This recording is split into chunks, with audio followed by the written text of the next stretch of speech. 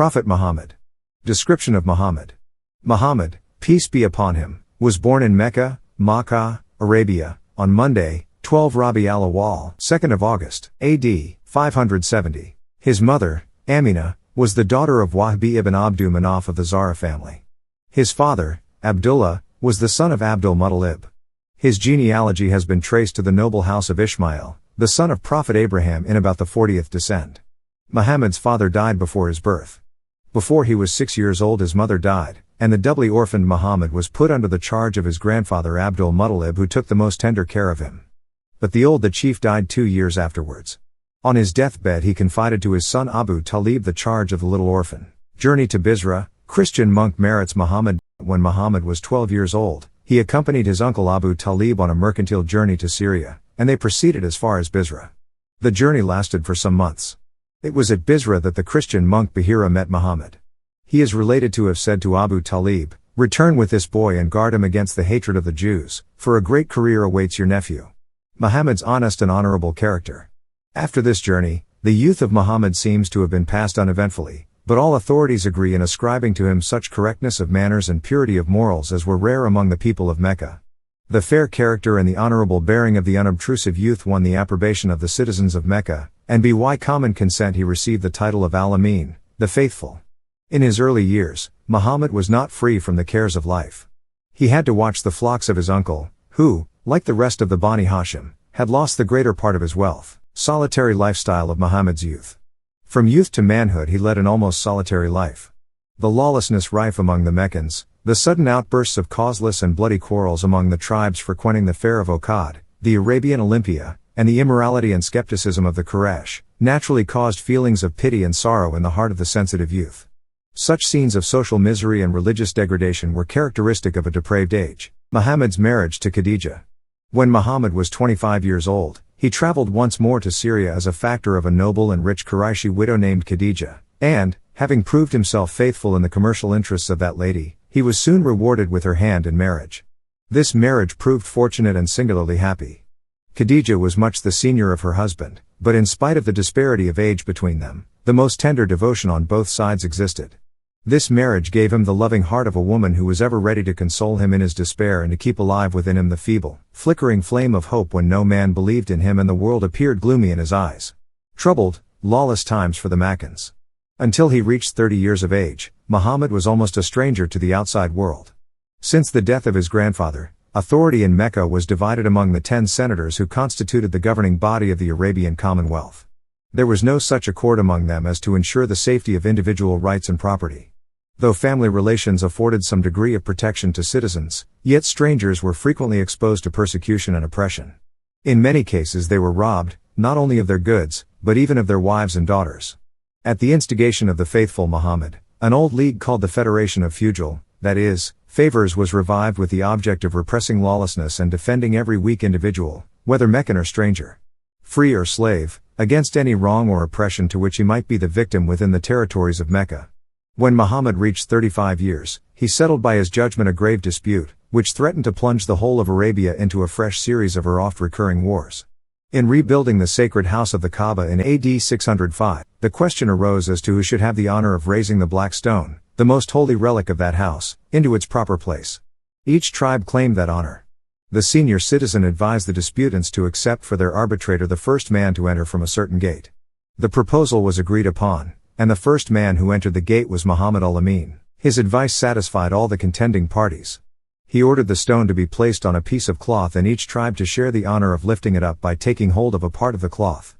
The stone was thus deposited in its place, and the rebuilding of the house was completed without further interruption. Muhammad thwarts intention of the Romans to control Makkah. It is related that, about this time, a certain Usman ibn Hawarth, supported by Byzantine gold, made an attempt to convert the territory of Hijaz into a Roman dependency, but the attempt failed, chiefly through the instrumentality of Muhammad. Kindness and generosity shown to the people. These are nearly all the public acts related by historians in which Muhammad took part in the first 15 years of his marriage to Khadija. As for his private life, he is described to have been ever helpful to the needy and the helpless. His uncle Abu Talib had fallen into distress through his endeavors to maintain the old position of his family. Muhammad, being rather rich at this time by his alliance with Khadija, tried to discharge part of the debt of gratitude and obligation which he owed to his uncle by undertaking the bringing up and education of his son Ali. A year later he adopted Aqil, another of his uncle's sons. Khadija bore Muhammad 3 sons and 4 daughters. All the males died in childhood, but in loving Ali he found much consolation. About this time, Muhammad set a good example of kindness, which created a salutary effect upon his people. His wife Khadija had made him a present of a young slave named Zayd ibn Haritha, who had been brought as a captive to Mecca and sold to Khadija. When Haritha heard that Muhammad possessed Zayd, he came to Mecca and offered a large sum for his ransom, whereupon Muhammad said, "Let Zayd come here, and if he chooses to go with you, take him without ransom, but if it be his choice to stay with me, why should I not keep him?"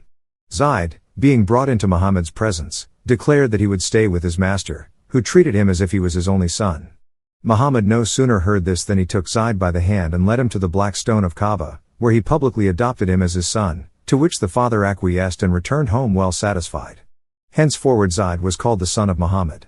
Muhammad was now approaching his 40th year, and his mind was ever engaged in profound contemplation and reflection. Before him lay his country, bleeding and torn by fratricidal wars and intolerable dissensions, his people, sunk in barbarism, addicted to the observation of rites and superstitions, were, with all their desert virtues, lawless and cruel.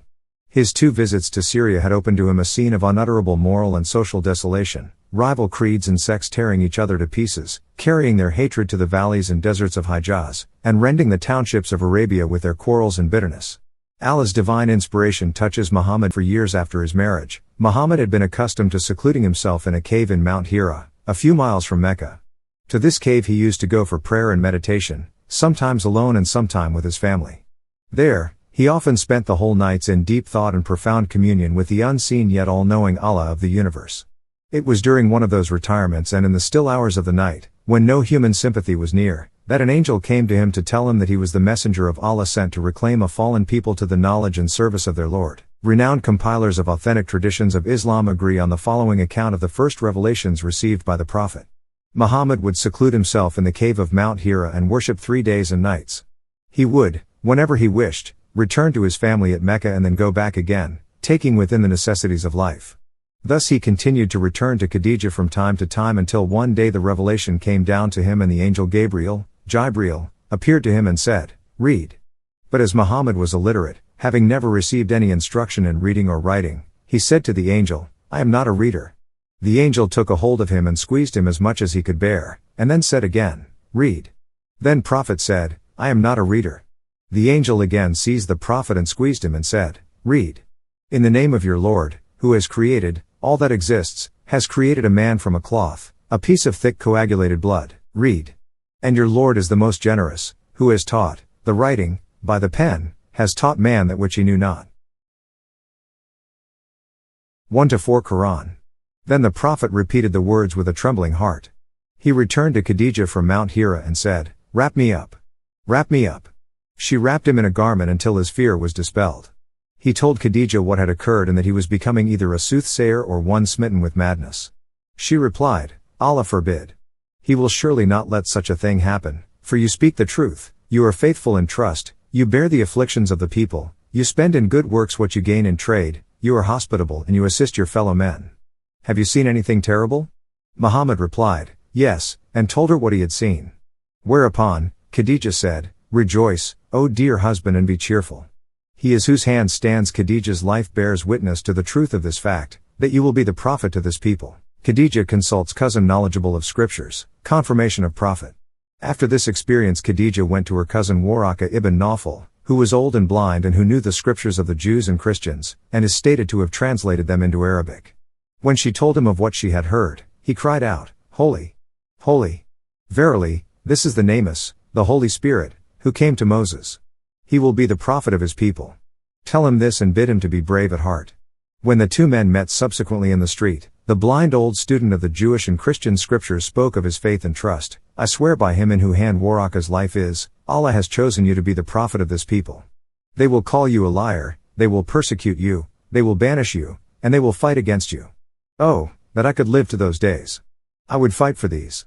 And he kissed him on the forehead. Muhammad's visions and struggle to fight depression. The first vision was followed by a considerable period, during which Muhammad suffered much mental depression.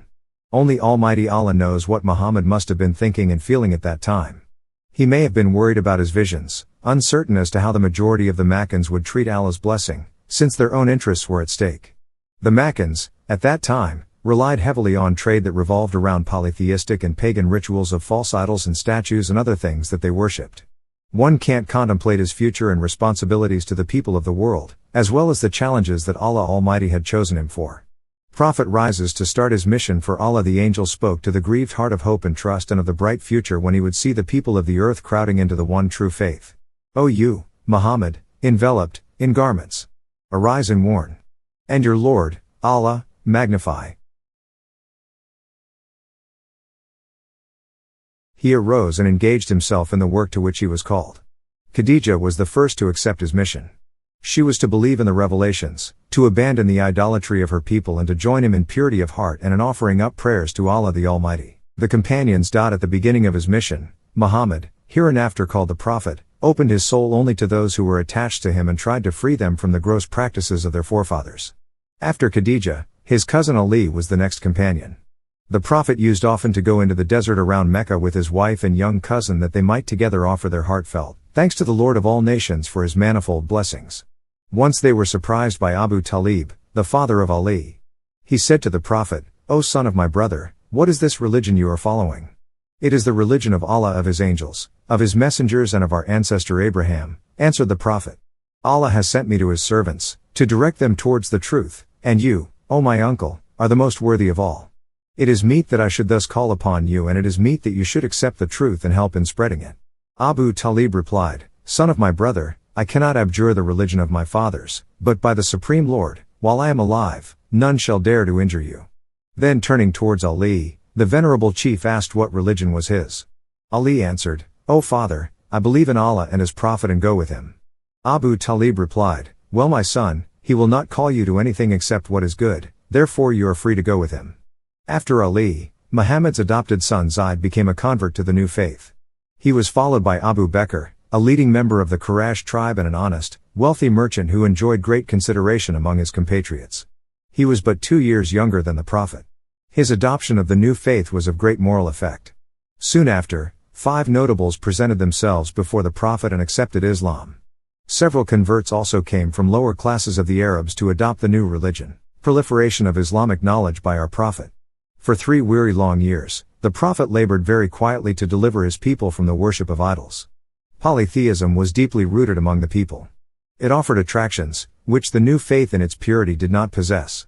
The Quraysh had personal material interests in the old worship, and their prestige was dependent upon its maintenance. The Prophet had to contend with the idolatrous worship of its followers and to oppose the ruling oligarchy, which governed its destinies. After 3 years of constant but quiet struggle, only 30 followers were secured. An important change now occurred in the relations of the Prophet with the citizens of Mecca. His compatriots had begun to doubt his sanity, thinking him crazy or possessed by an evil spirit.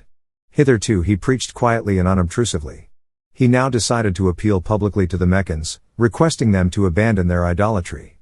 For this he arranged a gathering on a neighboring hill and there spoke to them of their folly in the sight of Allah in worshipping pieces of stone which they called their gods. He invited them to abandon their old impious worship and adopt the faith of love, truth and purity.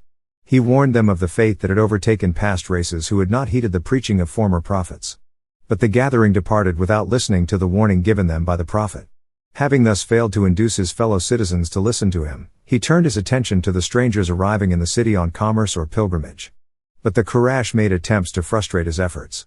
They hastened themselves to meet the strangers first on different routes, to warn them against holding any communication with the Prophet, whom they represented as a dangerous magician. When the pilgrims or traders returned to their homes, they carried with them the news of the advent of the bold preacher who was inviting the Arabs loudly, at the risk of his own life, to abandon the worship of their dear idols. Persecution perpetrated by the Makkan tribe of Quraysh. Now the Prophet and his followers became subject to some persecution and indignity. The hostile Quraysh prevented the Prophet from offering his prayers at the sacred house of the Kaaba. They pursued him wherever he went. They covered him and his disciples with dirt and filth when engaged in their devotions. They scattered thorns in the places which he frequented for devotion and meditation. Amidst all these trials the Prophet did not waver. He was full of confidence in his mission, even when on several occasions he was put in imminent danger of losing his life. At this time Hamza, the youngest son of Abdul Muttalib, adopted Islam. Hamza was a man of distinguished bravery, an intrepid warrior, generous and true, whose heroism earned for him the title of the Lion of Allah. He became a devoted adherent of Islam and ever lost his life in the cause. The Prophet continued preaching to the Arabs in a most gentle and reasonable manner. He called the people, so accustomed to iniquity and wrongdoings, to abandon their abominations. In burning words which excited the hearts of his hearers, he warned them of the punishment which Allah had inflicted upon the ancient tribes of Ad and Thamud who had obstinately disobeyed the teachings of Allah's messengers to them. He adjured them by the wonderful sights of nature, by the noonday brightness, by the night when it spreads its veil, by the day when it appears in glory to listen to his warning before a similar destruction befell them. He spoke to them of the day of reckoning, when their deeds in this world will be weighed before the eternal judge, when the children who had been buried alive will be asked for what crime they were put to death. Almighty Allah said, "Nay, they wonder that there has come to them a warner, Muhammad, from among themselves." So the disbelievers say, "This is a strange thing. When we are dead and have become dust, shall we be resurrected? That is a far return. We know that which the earth takes of them, their dead bodies, and with us is a book preserved, that is, the book of decrees. Nay, but, they have denied the truth, this Quran, when it has come to them, so they are in a confused state, cannot differentiate between right and wrong. Have they not looked at the heaven above them, how we have made it and adorned it, and there are no rifts in it?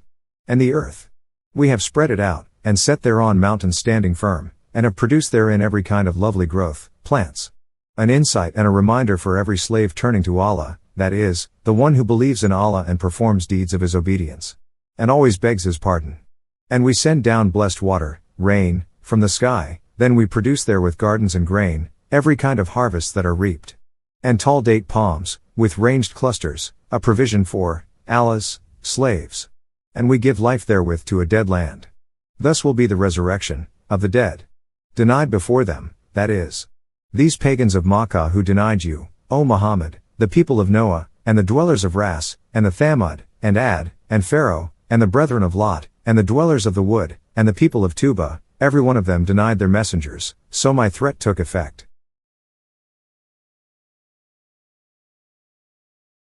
Almighty Allah also declared, "All praises and thanks be to Allah who alone created the heavens and the earth, and originated the darkness and the light, yet those who disbelieve hold others as equal with their Lord. He it is who has created you from clay, and then has decreed a stated term, for you to die. And there is with him another determined term, for you to be resurrected, yet you doubt, in the resurrection. And he is Allah, to be worshipped alone, in the heavens and on the earth, he knows what you conceal and what you reveal, and he knows what you earn, good or bad. And never an ayah, sign, comes to them from the ayat, proofs, evidences, lessons, signs, revelations, etc., of their Lord, but that they have been turning away from it. Indeed, they rejected the truth, the Quran and Muhammad, when it came to them, but there will come to them the news of that, the torment, which they used to mock at. Have they not seen how many a generation before them we have destroyed whom we had established on the earth such as we have not established you? And we poured out on them rain from the sky in abundance, and made the rivers flow under them. Yet we destroyed them for their sins, and created after them other generations." As the number of believers increased and the cause of the Prophet was strengthened by the conversions of many powerful citizens, the Prophet's preaching alarmed the Quraysh. Their power and prestige were at stake. They were the custodians of the idols, which the Prophet had threatened to destroy, they were the ministers of the worship, which he denounced. In fact, their existence and living wholly depended upon the maintenance of the old institutions. The Prophet taught that in the sight of his Lord all human were equal, the only distinction recognized among them being the weight of their piety. Allah the Exalted said, "O mankind! We have created you from a male and a female, and made you into nations and tribes, that you may know one another." Allah the Exalted said, "O mankind! We have created you from a male and a female, and made you into nations and tribes, that you may know one another.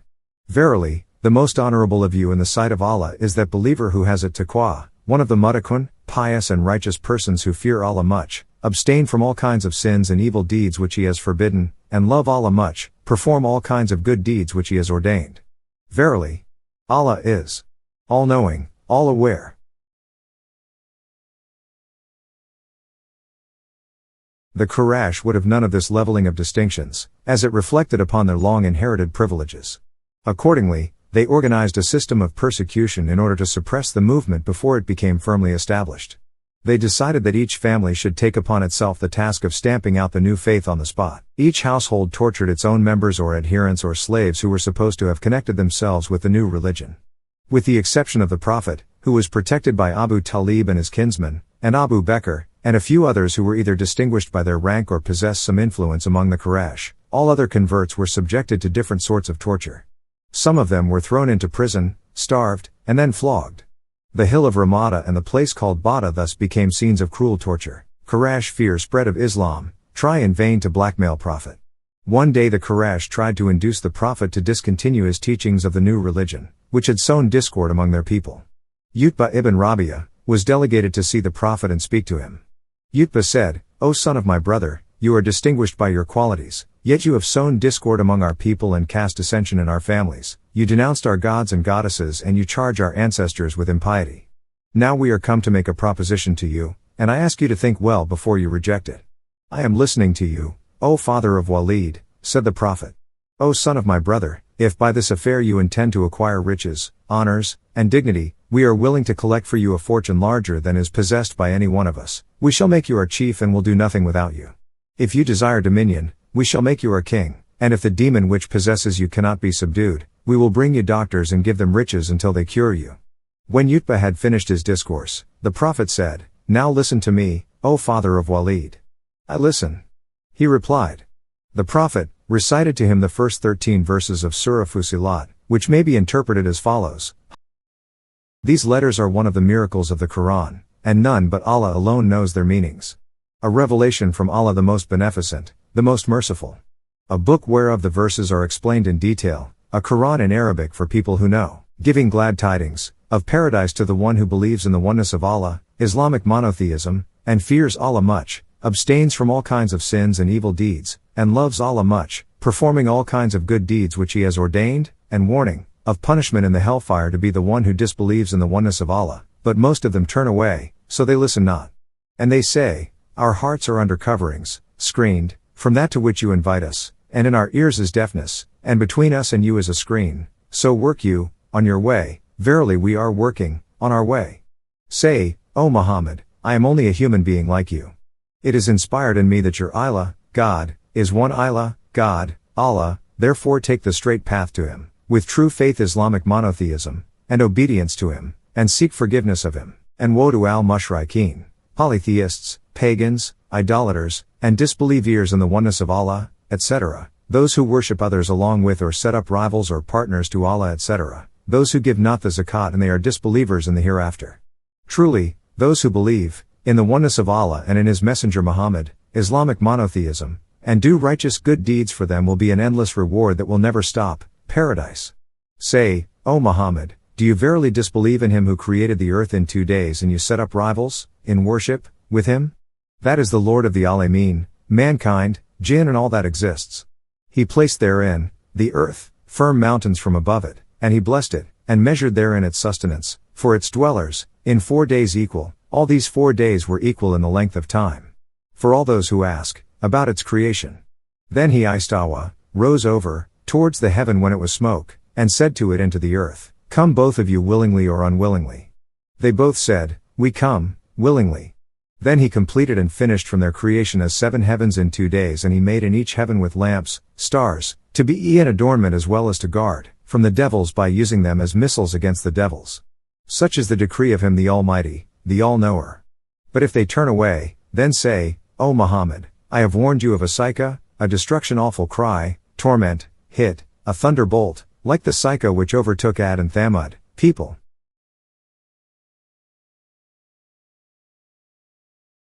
When the Prophet had finished his recitation, he said to Utbah, This is my reply to your proposition. Now take what course you find best. Quraysh increased persecution. First Hijrah of 615 CE to Abyssinia. Persecution by the Quraysh grew fiercer every day, and the sufferings of the Prophet's disciples became unbearable. He had heard of the righteousness, tolerance, and hospitality of the neighboring Christian king of Abyssinia. He recommended such of his companions who were without protection to seek refuge in the kingdom of that pious king, al-Nahashi, Negus. Some 15 of the unprotected adherents of Islam promptly availed themselves of the advice and sailed to Abyssinia.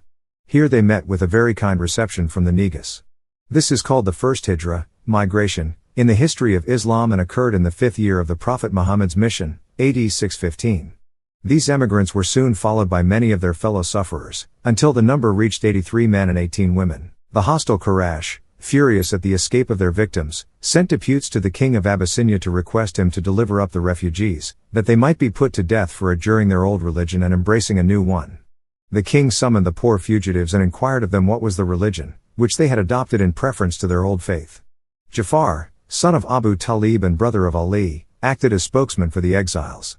He spoke thus: "O king, we were plunged in the depth of ignorance and barbarism, we adored idols, we lived in unchastity, and we ate dead bodies, and we spoke abomination, we disregarded every feeling of humanity and sense of duty towards our neighbors, and we knew no law but that of the strong, when Allah raised among us a man, of whose birth, truthfulness, honesty, and purity we were aware.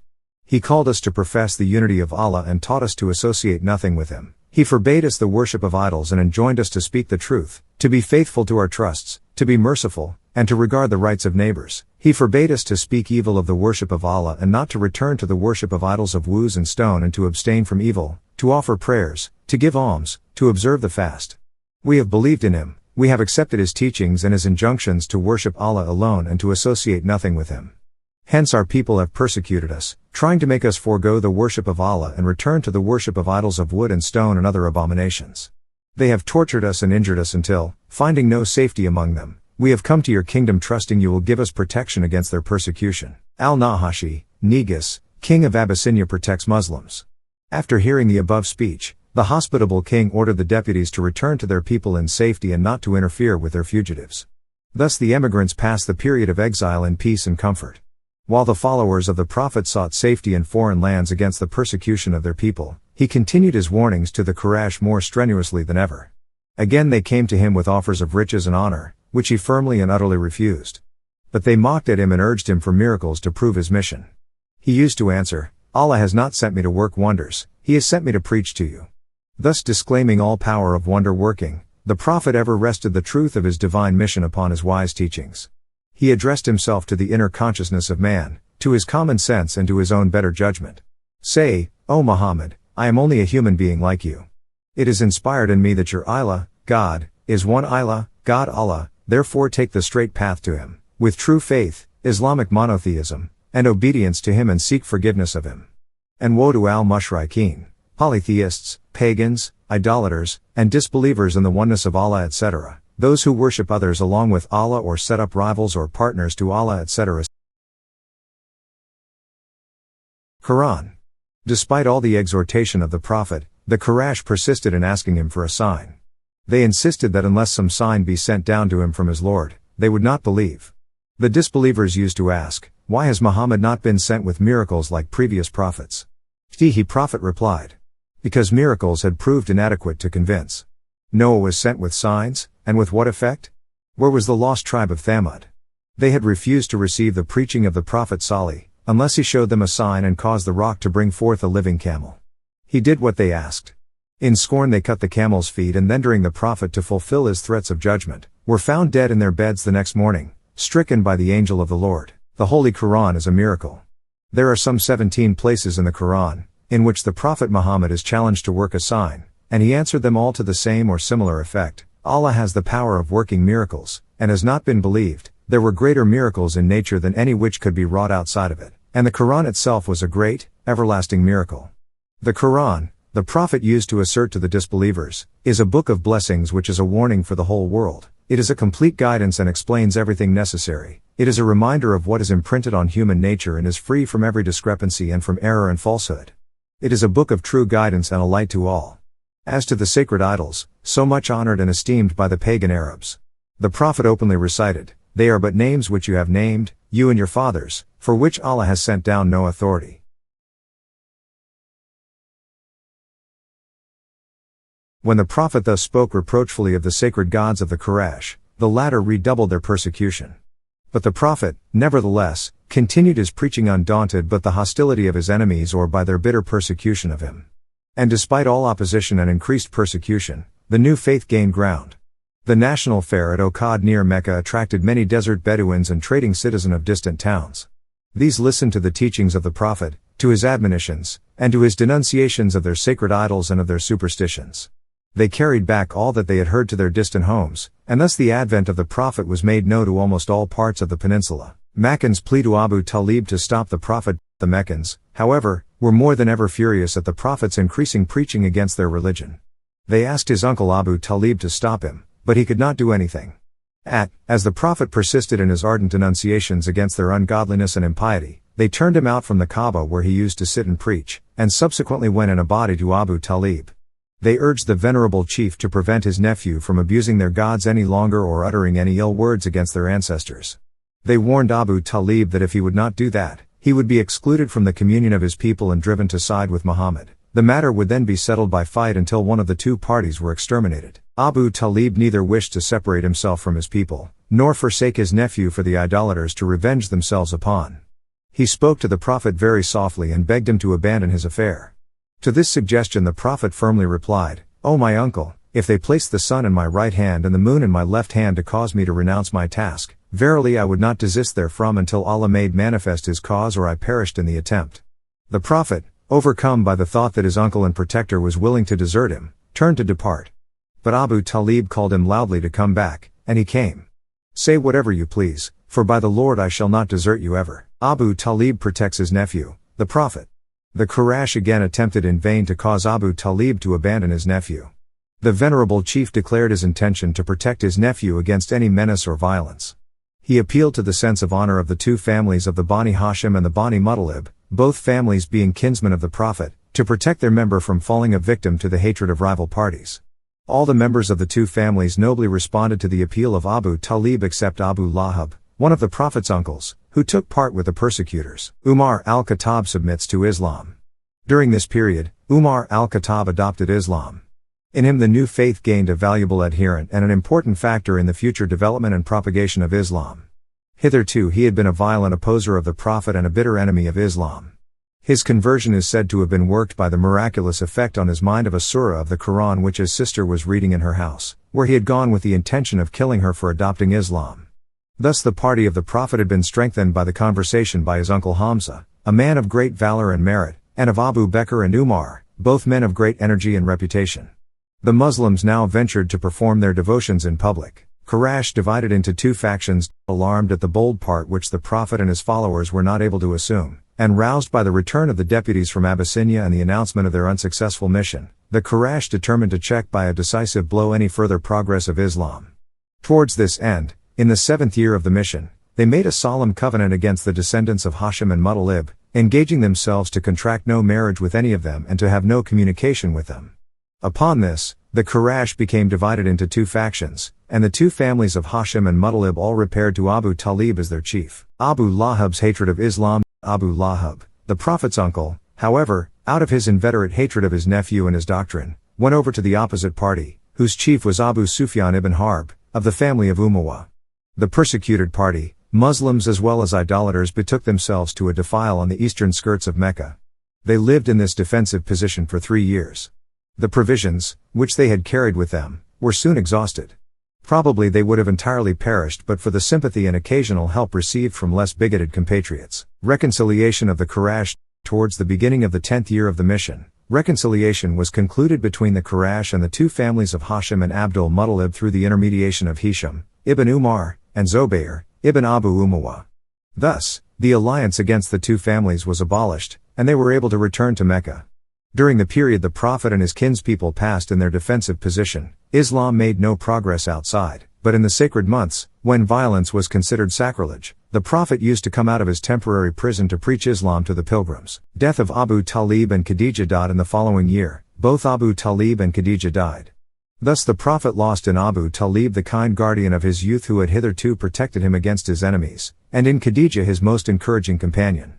She was ever his angel of hope and consolation. The prophet, weighed down by the loss of his amiable protector and his beloved wife, without hope of turning the Quraysh from idolatry, with a saddened heart, yet full of trust, resolved to exercise his ministry in some of her field. He chose Taif, a town about 60 miles east of Mecca, where he went accompanied by a faithful servant Zaid. The tribe of Thaqif, who were the inhabitants of Taif, received Muhammad very coldly. However, he stayed there for 1 month. Though the more considerate and better sort of men treated him with a little respect, the slaves and common people refused to listen to his teachings. They were outrageously indignant at his invitation to abandon the gods they worshipped with such freedom of morals and lightness of heart. At length they rose against him, and bringing him to the wall of the city, obliged him to depart and return to Mecca. People of Medina accept Prophet. The repulse greatly discouraged his followers. However, the Prophet boldly continued to preach to the public assemblies at the pilgrimage and gained several new converts, among whom were 6 of the city of Yathrib, later called Medina, of the Jewish tribe of Khazraj.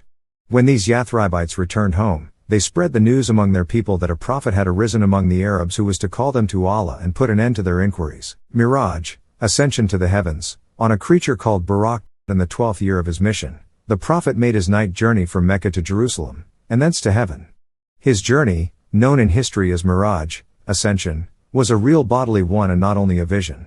It was at this time that Allah ordered the Muslims to pray the 5 daily prayers. Almighty Allah had said, "Glorified and exalted be He, Allah, above all that evil they associate with Him, who took His slave Muhammad for a journey by night from Al-Masjid al-Haram, at Makkah, to the farthest mosque, in Jerusalem, the neighborhood whereof we have blessed, order that we might show him, Muhammad, of our ayat, proofs, evidences, lessons, sight, etc.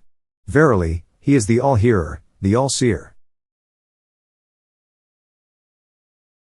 Abbas ibn Malik reported that Malik ibn Sa'sa said that Allah's messenger described to them his night journey saying, "While I was lying in Al-Hatim or Al-Hijr, I asked Al-Jarud, who was by my side, what does he mean? He said, it means from his throat to his public area, or said, from the top of the chest. The Prophet further said, he then took out my heart. Then a gold tray of belief was brought to me and my heart was washed and was filled with belief, and then returned to its original place.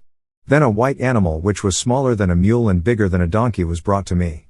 On this Al-Jarud asked, "Was it in the Buraq?" "O Abu Hamza?" "I, Anas," replied in the affirmative.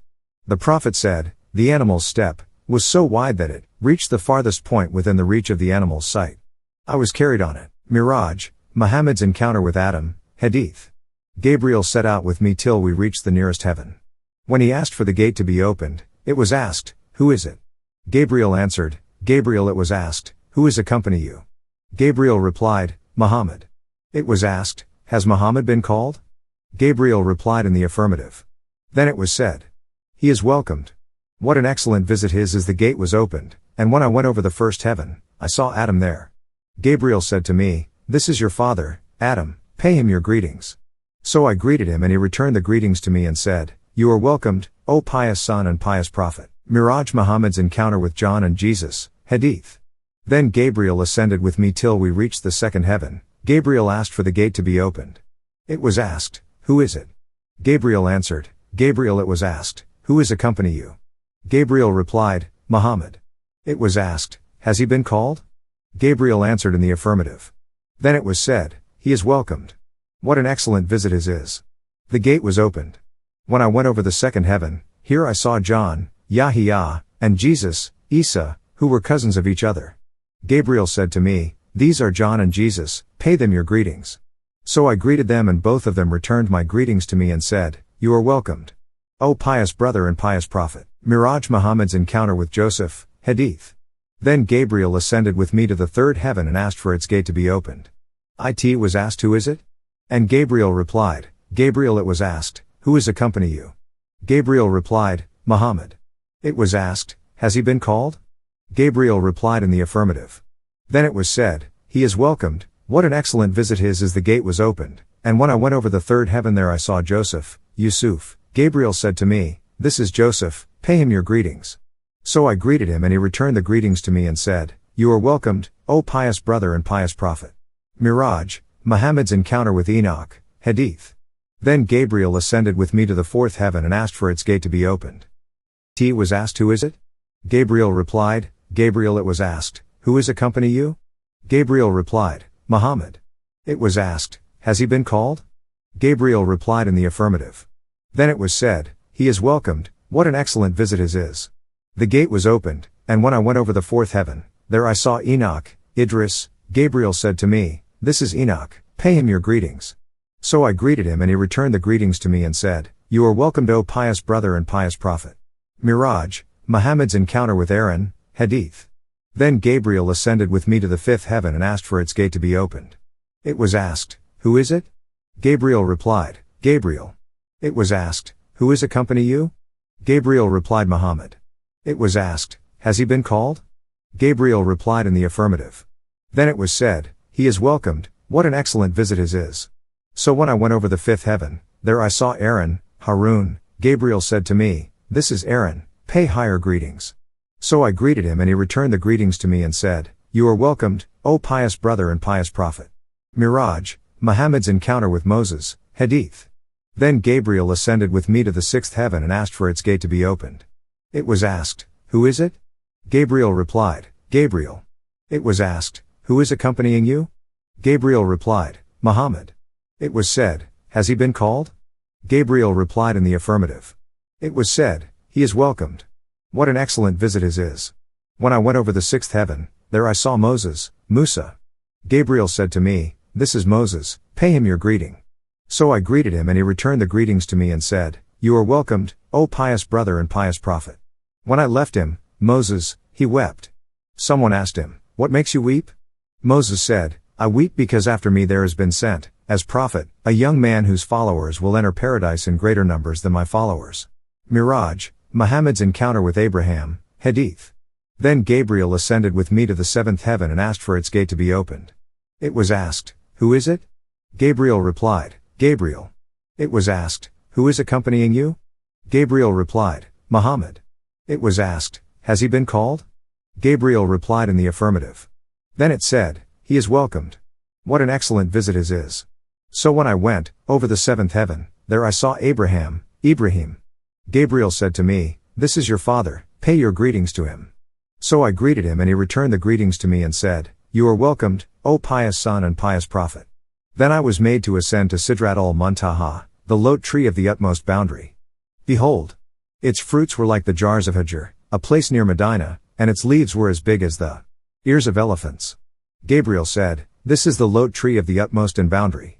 Behold, there ran 4 rivers, 2 were hidden and 2 were visible. I asked, "What are these 2 kinds of rivers, O Gabriel?"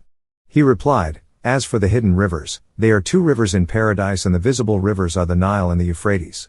Moses advises Muhammad to plead to Allah to lessen prayers. Then Al-Bayt al-Ma'mur, the sacred house, was shown to me and a container full of wine and another full of milk and a third full of honey were brought to me. I took the milk. Gabriel remarked, "This is the Islamic religion which you and your followers are following." Then the prayers were enjoined on me. They were 50 prayers a day. When I returned, I passed by Moses, who asked me, "What have you been ordered to do?" I replied, "I have been ordered to offer 50 prayers a day." Moses said, "Your followers cannot bear 50 prayers a day, and by Allah I have tested people before you, and I have tried my level best with Bani Israel in vain. Go back to your Lord and ask for reduction to lessen your followers' burden." So I went back, and Allah reduced 10 prayers for me. Then again I came to Moses, but he repeated the same as he had said before. Then again I went back to Allah, and he reduced 10 more prayers. When I came to Moses he said the same. I went back to Allah, and he ordered me to observe 10 prayers a day. When I came back to Moses, he repeated the same advice, so I went back to Allah and was ordered to observe 5 prayers a day. When I came back to Moses, he said, "What have you been ordered?" I replied, "I have been ordered to observe 5 prayers a day." He said, "Your followers cannot bear fewer prayers a day, and no doubt, I have got an experience of the people before you, and I have tried my level best with Bani Israel, so go back to your Lord and ask for reduction to lessen your followers' burden."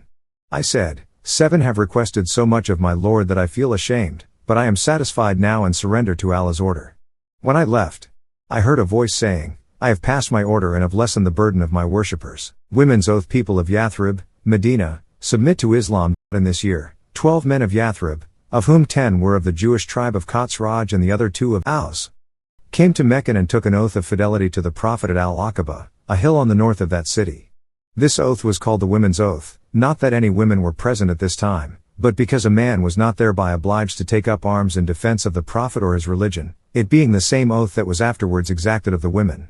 This oath was as follows: "We will not associate anything with Allah, we will not steal nor commit adultery or fornication, nor kill our children, as the pagan Arabs used to do when they apprehended that they would not be able to maintain them, nor forge calumnies. We will obey the Prophet in everything that is reasonable, and we will be faithful to him in well and sorrow." When they had solemnly engaged to do all this, the Prophet sent one of his disciples, Musab ibn Umair, home with them to teach them the fundamental doctrines and ceremonies of the religion. Musab, having arrived at Yathrib by the assistance of those who had been formerly converted, gained several new converts, particularly Usaid ibn Qudair, a chief of man of the city, and Sa'd ibn Mu'adh, prince of the tribe of Aus. Islam spread so fast that there was scarce a house that did not have some Muslims in it. The next year, being the 13th of the mission, AD 622, Musab returned from Yathrib accompanied by 73 men and 2 women of that city who had adopted Islam, besides others who were as yet unbelievers. On their arrival, these Yathribites immediately sent to the Prophet and invited him to their city. The Prophet was not in great need of such assistance. For his opponents had by this time grown so powerful in Mecca that he could not stay there much longer without imminent danger.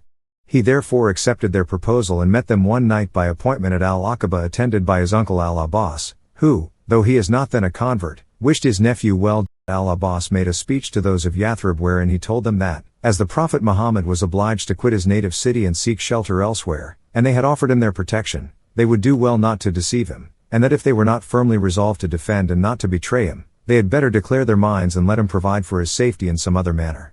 Upon their professing their sincerity, the Prophet swore to be faithful to them, on condition that they should worship none but Allah, observe the precepts of Islam, obey the Prophet in all that was right, and protect him against all insults as heartily as they would their wives and families.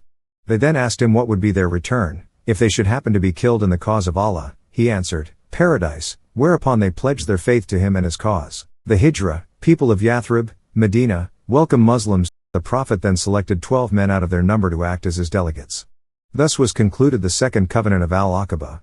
The Yathribites returned home, leaving the Prophet to arrange for the journey to their city. The Prophet directed his followers to seek immediate safety at Yathrib, which they accordingly did. About 100 families silently disappeared from Mecca and proceeded to Yathrib, where they were received with enthusiasm and much hospitality. Finally, all the disciples had gone to Yathrib. The Prophet alone remained at Mecca, keeping with him only his young cousin, Ali, and his devoted friend Abu Bakr. The Meccans plot to kill Allah's Prophet. The Meccans, fearing the consequence of this new alliance, began to think seriously of preventing Muhammad from escaping to Yathrib. They met in all haste. After several milder expedients had been rejected, they decided that he should be killed. They agreed that one man should be chosen out of every tribe and that each man should strike a blow at him with his sword so that responsibility of the guilt would rest equally on all tribes. The Bani Hashim, Muhammad's own tribe, were much inferior and therefore would not be able to revenge their kinsman's death. A number of noble youths were selected for the bloody deed. As the night advanced, the assassins posted themselves round the Prophet's dwelling. They watched all night long, waiting to murder Muhammad when he should leave his house at the early dawn. By some the Prophet had warned of the danger, and he directed Ali to lie down in his place and wrap himself up in his green cloak, which he did. The Prophet miraculously escaped through the window and he repaired to the house of Abu Bakr, unperceived by door. These, in the meantime, looking through a crevice and seeing Ali, whom they mistook for Muhammad himself, asleep, continued watching there until morning. When Ali arose, they found themselves deceived. The fury of the Quraysh was now unbounded. The news that the would-be assassins had returned unsuccessful and that Muhammad had escaped aroused their whole energy. A price of 100 camels was set upon Muhammad's head. A narration. Aisha bint Abu Bakr, Prophet's wife. Narrated Aisha bint Abu Bakr, the wife of the Prophet, I never remembered my parents believing in any religion other than the true religion, Islam, and, I don't remember, a single day passing without our being visited by Allah's Messenger in the morning and in the evening. When the Muslims were put to test, troubled by the pagans, Abu Bakr set out migrating to the land of Abyssinia, Ethiopia, and when he reached Bark al-Gamad, Ibn ad-Dagina, the chief of the tribe of Kara, met him and said, O Abu Bakr, where are you going? Abu Bakr replied, My people have turned me out of my country, so I want to wander on the earth and worship my Lord.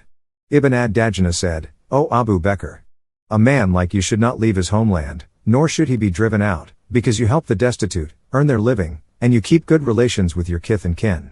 Help the weak and the poor, entertain guests generously, and help the calamity-stricken persons. Therefore, I am your protector. Go back and worship your Lord in your town. So Abu Bakr returned and Ibn ad-Dagina accompanied him. In the evening Ibn ad-Dagina visited the nobles of Quraysh and said to them, A man like Abu Bakr should not leave his homeland, nor should he be driven out. Do you, Quraysh, drive out a man who helps the destitute, earns their living, keeps good relations with his kith and kin, helps the weak and poor, entertain guests generously and helps the calamity-stricken persons? So the people of Quraysh could not refuse Ibn ad-Dagina's protection, and they said to Ibn ad-Dagina, "Let Abu Bakr worship his Lord in his house. He can pray and recite there whatever he likes, but he should not hurt us with it, and should not do it publicly, because we are afraid that he may affect our women and children." Ibn ad-Dagina told Abu Bakr all of that. Abu Bakr stayed in that state, worshipping his Lord in his house. He did not pray publicly, nor did he recite Quran outside his house. Abu Bakr builds mosque. Then a thought occurred to Abu Bakr to build a mosque in front of his house, and there he used to pray and recite the Quran. The women and children of the pagans began to gather around him in great number. They used to wonder at him and look at him. Abu Bakr was a man who used to weep too much, and he could not help weeping or reciting the Quran. That situation scared the nobles of the pagans of Quraysh, so they sent for Ibn ad-Dagina. When he came to them, they said, "We accepted your protection of Abu Bakr on condition that he should worship his Lord in his house, but he has violated the conditions and he has built a mosque in front of his house where he prays and recites the Quran publicly. We are not afraid that he may affect our women and children unfavorably. So, prevent him from that. If he likes to confine the worship of his Lord to his house, he may do so, but if he insists on doing that openly, ask him to release you from your obligation to protect him, for we dislike to break our pact with you, but we deny Abu Bakr the right to announce his act publicly." Ibn ad-Dagina went to Abu Bakr and said, "O Abu Bakr, you know well what contract I have made on your behalf. Now, you are either to abide by it, or else release me from my obligation of protecting you, because I do not want the Arabs hear that my people have dishonored a contract I have made on behalf of another man." Abu Bakr replied, "I release you from your pact to protect me and am pleased with the protection from Allah." Aisha's narrations continues, "At that time the Prophet was in Mecca, and he said to the Muslims, 'In a dream I have been shown your migration place, a land of date palm trees, between two mountains, the two stony tracks.' So, some people migrated to Medina, and most of those people who had previously migrated to the land of Ethiopia, returned to Medina. Abu Bakr also prepared to leave for Medina, but Allah's messenger said to him, 'Wait for a while, because I hope that I will be allowed to migrate also.' Abu Bakr replied, 'Do you indeed expect this? Let my father be sacrificed for you.' The Prophet said, 'Yes.' So Abu Bakr did not migrate for the sake of Allah's messenger in order to accompany him. He fed 2 she-camels he possessed with the leaves of a samur tree that fell on being struck by a stick for 4 months. One day, while we were sitting in Abu Bakr's house at noon, someone said to Abu Bakr, 'This is Allah's messenger with his head covered coming at a time at which he never used to visit us before.' Abu Bakr said, 'May my parents be sacrificed for him. By Allah he has not come at this hour except for a great necessity.' So Allah's messenger came and asked permission to enter, and he was allowed to enter. When he entered, he said to Abu Bakr, 'Tell everyone who is present with you to go away.' Abu Bakr replied, 'There are none but your family. May my father be sacrificed for you, O Allah's messenger.' The Prophet said, 'I have been given permission to migrate.' Abu Bakr said, 'Shall I accompany you? May my father be sacrificed for you, O Allah's messenger.' Allah's messenger said, 'Yes.' Abu Bakr said, 'O Allah's messenger, may my father be sacrificed for you, take one of these 2 she-camels of mine.' Allah's messenger replied, 'I will accept it with payment.' So we prepared the baggage quickly and put some journey food in a leather bag for them. Asma, Abu Bakr's daughter, cut a piece from her waist belt and tied the mouth of the leather bag with it, and for that reason she was named Nitakan, the owner of 2 belts. Then Allah's messenger and Abu Bakr reached a cave on the mountain of Thor and stayed there for 3 nights. Abdullah ibn Abi Bakr, who was an intelligent and sagacious youth, used to stay with them overnight. He used to leave them before daybreak so that in the morning he would be with Quraysh as if he had spent the night in Mecca. He would keep in mind any plot made against them, and when it became dark he would go and inform them of it. Amir ibn Fuhaira, the freed slave of Abu Bakr, used to bring the milked sheep of his master, Abu Bakr, to them a little while after nightfall in order to rest the sheep there. So they always had fresh milk at night, the milk of their sheep, and the milk which they warmed by throwing heated stones in it. Amir ibn Fuhaira would then call the herd away when it was still dark, before daybreak. He did the same in each of those 3 nights. Allah's messenger and Abu Bakr had hired a man from the tribe of Bani Adal from the family of Bani Abd ibn Adi as an expert guide, and he was in alliance with the family of Alas ibn Wa'il as-Sami, and he was in the religion of the infidels of Quraysh. The Prophet and Abu Bakr trusted him and gave him their 2 she-camels and took his promise to bring their 2 she-camels to the cave of the mountain of Thor in the morning after 3 nights later. And when they set out, Amir ibn Fuhaira and the guide went along with them, and the guide led them along the seashore. Sahih al-Bukhari. The nephew of Surayqa ibn Jusham said that his father informed him that he heard Surayqa ibn Jusham saying, "The messengers of the pagans of Quraysh came to us declaring that they had a sign for the persons who would kill or arrest Allah's messenger and Abu Bakr, a reward equal to their blood money. While I was sitting in one of the gatherings of my tribe, Bani Mudlai, a man from them came to us and stood up while we were sitting and said, 'O Surayqa, no, I have just seen some people far away on the seashore, and I think they are Muhammad and his companions.' I, too, realized that it must have been they. But I said, 'No, it is not they. But you have seen so-and-so and so-and-so, whom we saw set out.' I stayed in the gathering for a while and then got up and left for my home, and ordered my slave girl to get my horse, which was behind a hillock, and keep it ready for me.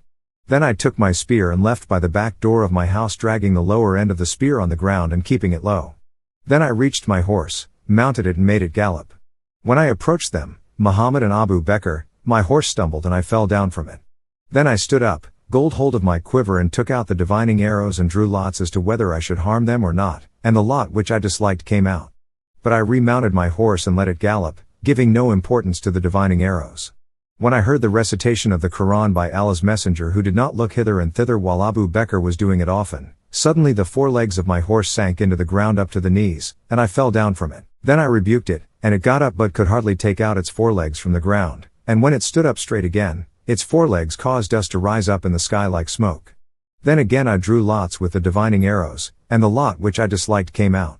So I called upon them to feel secure. They stopped, and I remounted my horse and went to them.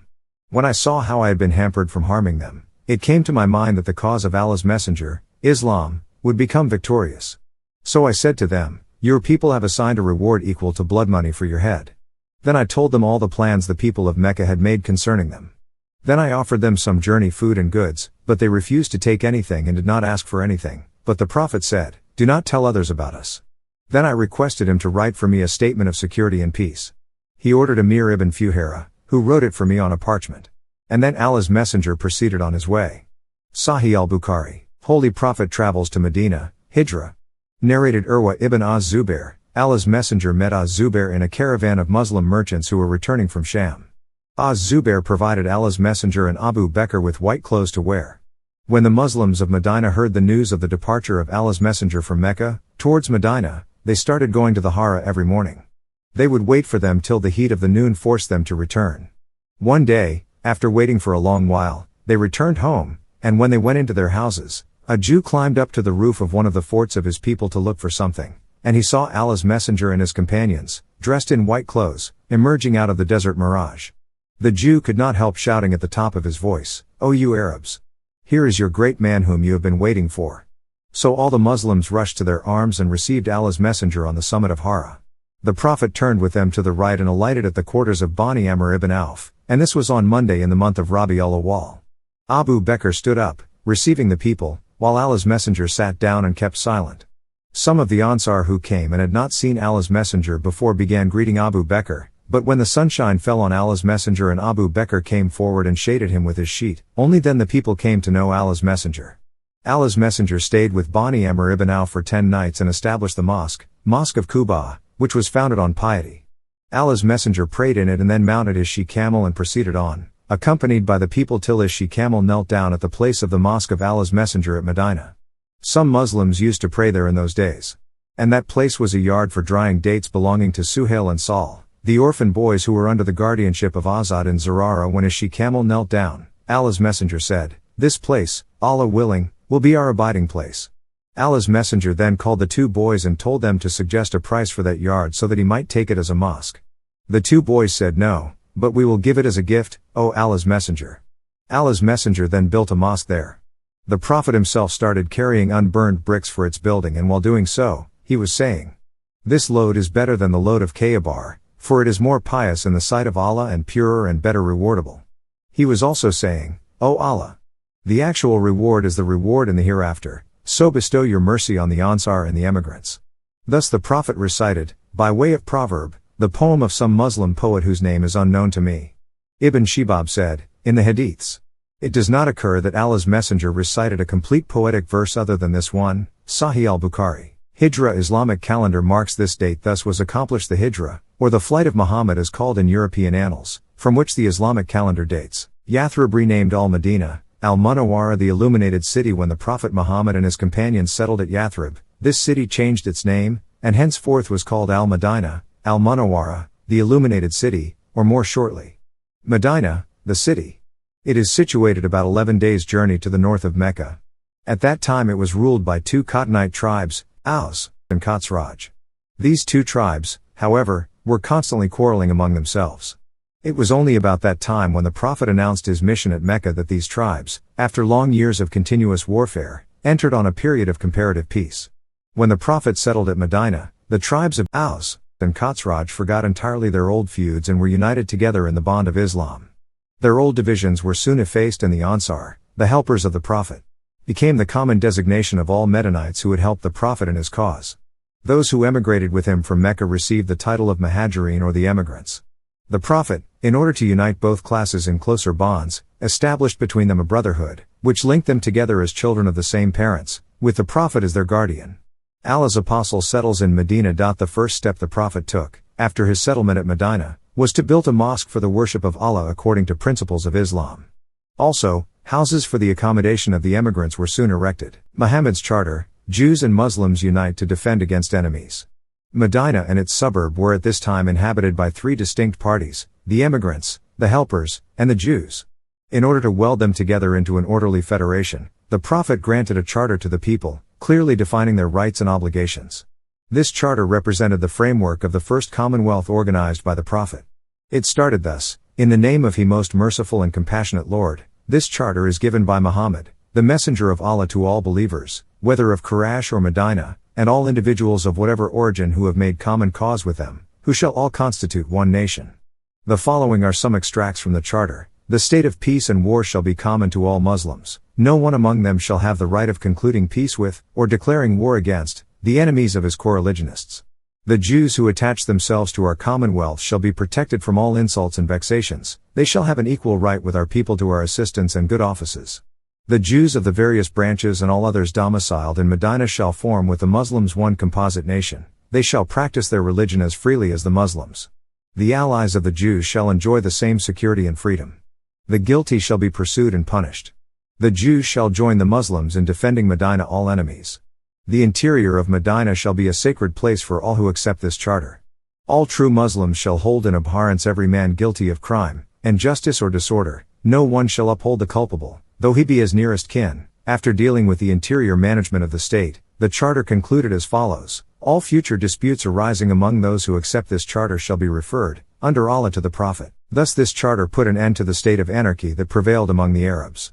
It constituted the Prophet Muhammad as chief magistrate of the nation. Charter faces mutiny: inside enemies, the hypocrites and unsatisfied Jews. The party of the Ansars, or helpers, included some lukewarm converts who retained an ill-concealed predilection for idolatry. These were headed by Abdullah ibn Ubay, a man with some claims to distinction. They ostensibly joined Islam, but in secret were disaffected. They often were a source of considerable danger to the newborn commonwealth and required unceasing watchfulness on the part of the Prophet. Towards them he always showed the greatest patience and forbearance, hoping in the end to win them over to the faith, which expectations were fully justified by the result. While the death of Abdullah ibn Ubay, his party, which were known as the party of the Munafiqeen, the hypocrites, disappeared. The Jews who constituted the third party of the Medinites were, however, the most serious element of danger. No kindness or generous treatment on the part of the Prophet would seem to satisfy them. They soon broke off and ranged themselves with the enemies of the new faith. They did not hesitate to declare openly that they preferred idolatry, with its attendant evils, to the faith of Islam. Thus, the Prophet had to keep an eye on his enemies outside Medina, on the one hand, and those within the city on the other. The Meccans who had sworn Muhammad's death were well acquainted, thanks to the party of the hypocrites and of the Jews at Medina, with the real forces of the Muslims. They also knew that the Jews had accepted Muhammad's alliance only from motives of temporary expedience, and that they would break away from him to join the idolaters as soon as the latter showed themselves in the vicinity of Medina. The safety of the state required the proscription of the traitors who were secretly giving information to the common enemy. About 6 men were executed for high treason of this nature. Medina under sabotage-style attacks on food, cattle, etc. Towards the 2nd year of the Hijrah, the idolaters of Mecca began a series of hostile acts against the Muslims of Medina. They sent men in parties to cement depredations on the fruit trees of the Muslims of Medina and to carry away their flocks. Now came the moment of severest trial to Islam. It became the duty of the Prophet to take serious measures to guard against any plot rising from within or a sudden attack from without. Battle of Badr, Meccan troop formations approaching Medina. Allah's Prophet put Medina in a state of military discipline. He had to send frequent reconnoitering parties to guard against any sudden onslaught. No sooner did the Prophet organize high state than a large well-equipped army of the Meccans was afield.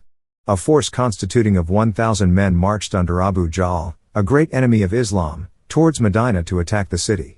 The Muslims received timely notice of their enemy's intention. Victory. Battle Badr is won. The army of the Meccans advanced into the open space which separated the Muslims from the idolaters. According to Arab usage, the battle began by simple combats. The engagement that became general. The result of the battle was that the Meccans were driven back with great loss. Several of their chiefs were slain, including Abu Jahl. Allah's apostles set rules for treatment of POWs. A large number of idolaters remained prisoners in the hands of the Muslims. They were, contrary to all usage and traditions of the Arabs, treated with the greatest humanity. The Prophet gave strict orders that sympathy should be shown to them in their misfortune and that they should be treated with kindness. These instructions were faithfully obeyed by the Muslims to whose care the prisoners were confided. Dealing with this event, Sir William Muir, in his book Life of Muhammad, quotes one of the prisoners saying, "Blessing be on the men of Medina, they made us ride, while they themselves walked, they gave us wheaten bread to eat, when there was little of it, contenting themselves with dates. Almighty Allah said, and Allah has already made you victorious at Badr, when you were a weak little force. So fear Allah much, abstain from all kinds of sins and evil deeds which He has forbidden and love Allah much. Perform all kinds of good deeds which He has ordained, that you may be grateful. Remember, when you, Muhammad, said to the believers, is it not enough for you that your Lord, Allah, should help you with 3,000 angels, sent down? Yes, if you hold on to patience and piety, and the enemy comes rushing at you, your Lord will help you with 5,000 angels having marks of distinction. Allah made it not but as a message of good news for you and as an assurance to your hearts. And there is no victory except from Allah the Almighty, the All-Wise. That He might cut off a part of those who disbelieve, or expose them to infamy, so that they retire frustrated."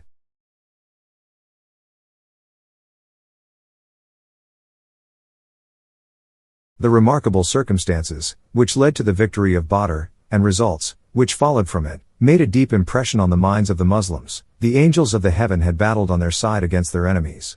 The division of the spoils created some dissension between the Muslim warriors. For the moment, the Prophet divided it equally among all. Subsequently, a Quran revelation laid down a rule for future division of the spoils. According to this rule, a fifth was reserved for the public treasury for the support of the poor and indigent, while the distribution of the remaining 4/5 was left to the discretion of the chief of the state. Meccan avenged loss in Badr. Battle of Uhud. The next battle between the Quraysh and the Muslims was the Battle of Uhud, a hill about 4 miles to the north of Medina. The idolaters, to revenge their loss at Badr, made tremendous preparations for a new attack upon the Muslims. They collected an army of 3,000 strong men, of whom 700 were armed with coats of mail, and 200 horses.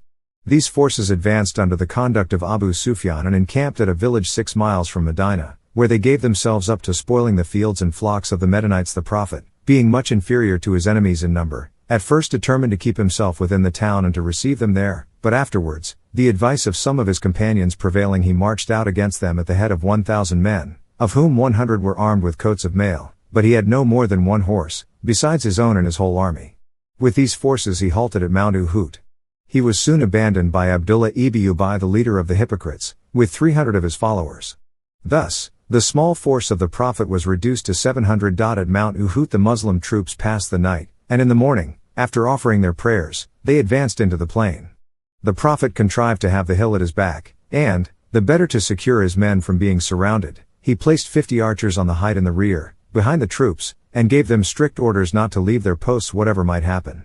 When they came to engage, the Prophet had superiority at first. But afterward, his archers left their position for the sake of plunder, thus allowing the enemy to attack the Muslims in the fear and surround them. The Prophet lost the day and very nearly lost his life. He was struck down by a shower of stones and wounded in the face by 2 arrows, and one of his front teeth was broken. Of the Muslims, 70 men were killed, among whom was the Prophet's uncle Hamza. Of the infidels, 22 men were lost. Exhausted Quraysh leave Medina victorious. The Quraysh were too exhausted to follow up their advantage, either by attacking Medina or by driving the Muslims from the heights of Uhud. They retreated from the Medinite territories after barbarously mutilating the corpses of their dead enemies. Almighty Allah said, So do not become weak against your enemy, nor be sad, and you will be superior fin victory, if you are indeed true believers. If a wound, and killing, has touched you, be sure a similar wound fond killing, has touched the others. And so are the days, good and not so good, we give to men by turns, that Allah may test those who believe, and that He may take martyrs from among you. And Allah likes not the Zalimin, polytheists and wrongdoers, and that Allah may test for purify, the believers, from sins, and destroy the disbelievers. Do you think that you will enter paradise before Allah tests those of you who fought in His cause, and, also, tests those who are patient? You did indeed wish for death, ash-shahada martyrdom, before you met it. Now you have seen it openly with your own eyes. Allah the Exalted also said, "We shall cast terror into the hearts of those who disbelieve, because they joined others in worship with Allah for which He has sent no authority. Their abode will be the fire, and how evil is the abode of the Zalimin, polytheists and wrongdoers. And Allah did indeed fulfill His promise to you when you were killing them, your enemy, with His permission, until, the moment, you lost your courage and fell to disputing about the order, and disobeyed after He showed you, of the booty, which you love. Among you are some that desire this world and some that desire the hereafter. Then He made you flee from them, your enemy, and He might test you.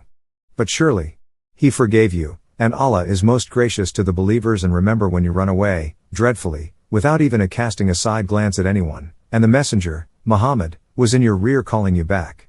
There did Allah give you one distress after another by way of requital to teach you not to grieve for that which had escaped you, nor that which had befallen you. And Allah is well aware of all that you do. Then after the distress, He sent down security for you. Slumber overtook a party of you, while another party was thinking about themselves, as how to save their own selves, ignoring the others and the Prophet, and thought wrongly of Allah the thought of ignorance. They said, "Have we any part in the affair?" Say you, O Muhammad, indeed the affair belongs wholly to Allah. They hide within themselves what they dare not reveal to you, saying, "If we had anything to do with the affair, none of us would have been killed here." Say, even if you had remained in your homes, those for whom death was decreed would certainly have gone forth to the place of their death, but that Allah might test what is in your breasts, and to mahis, to test, to purify, to get rid of, that which was in your hearts, sins, and Allah is all-knower of what is in your breasts.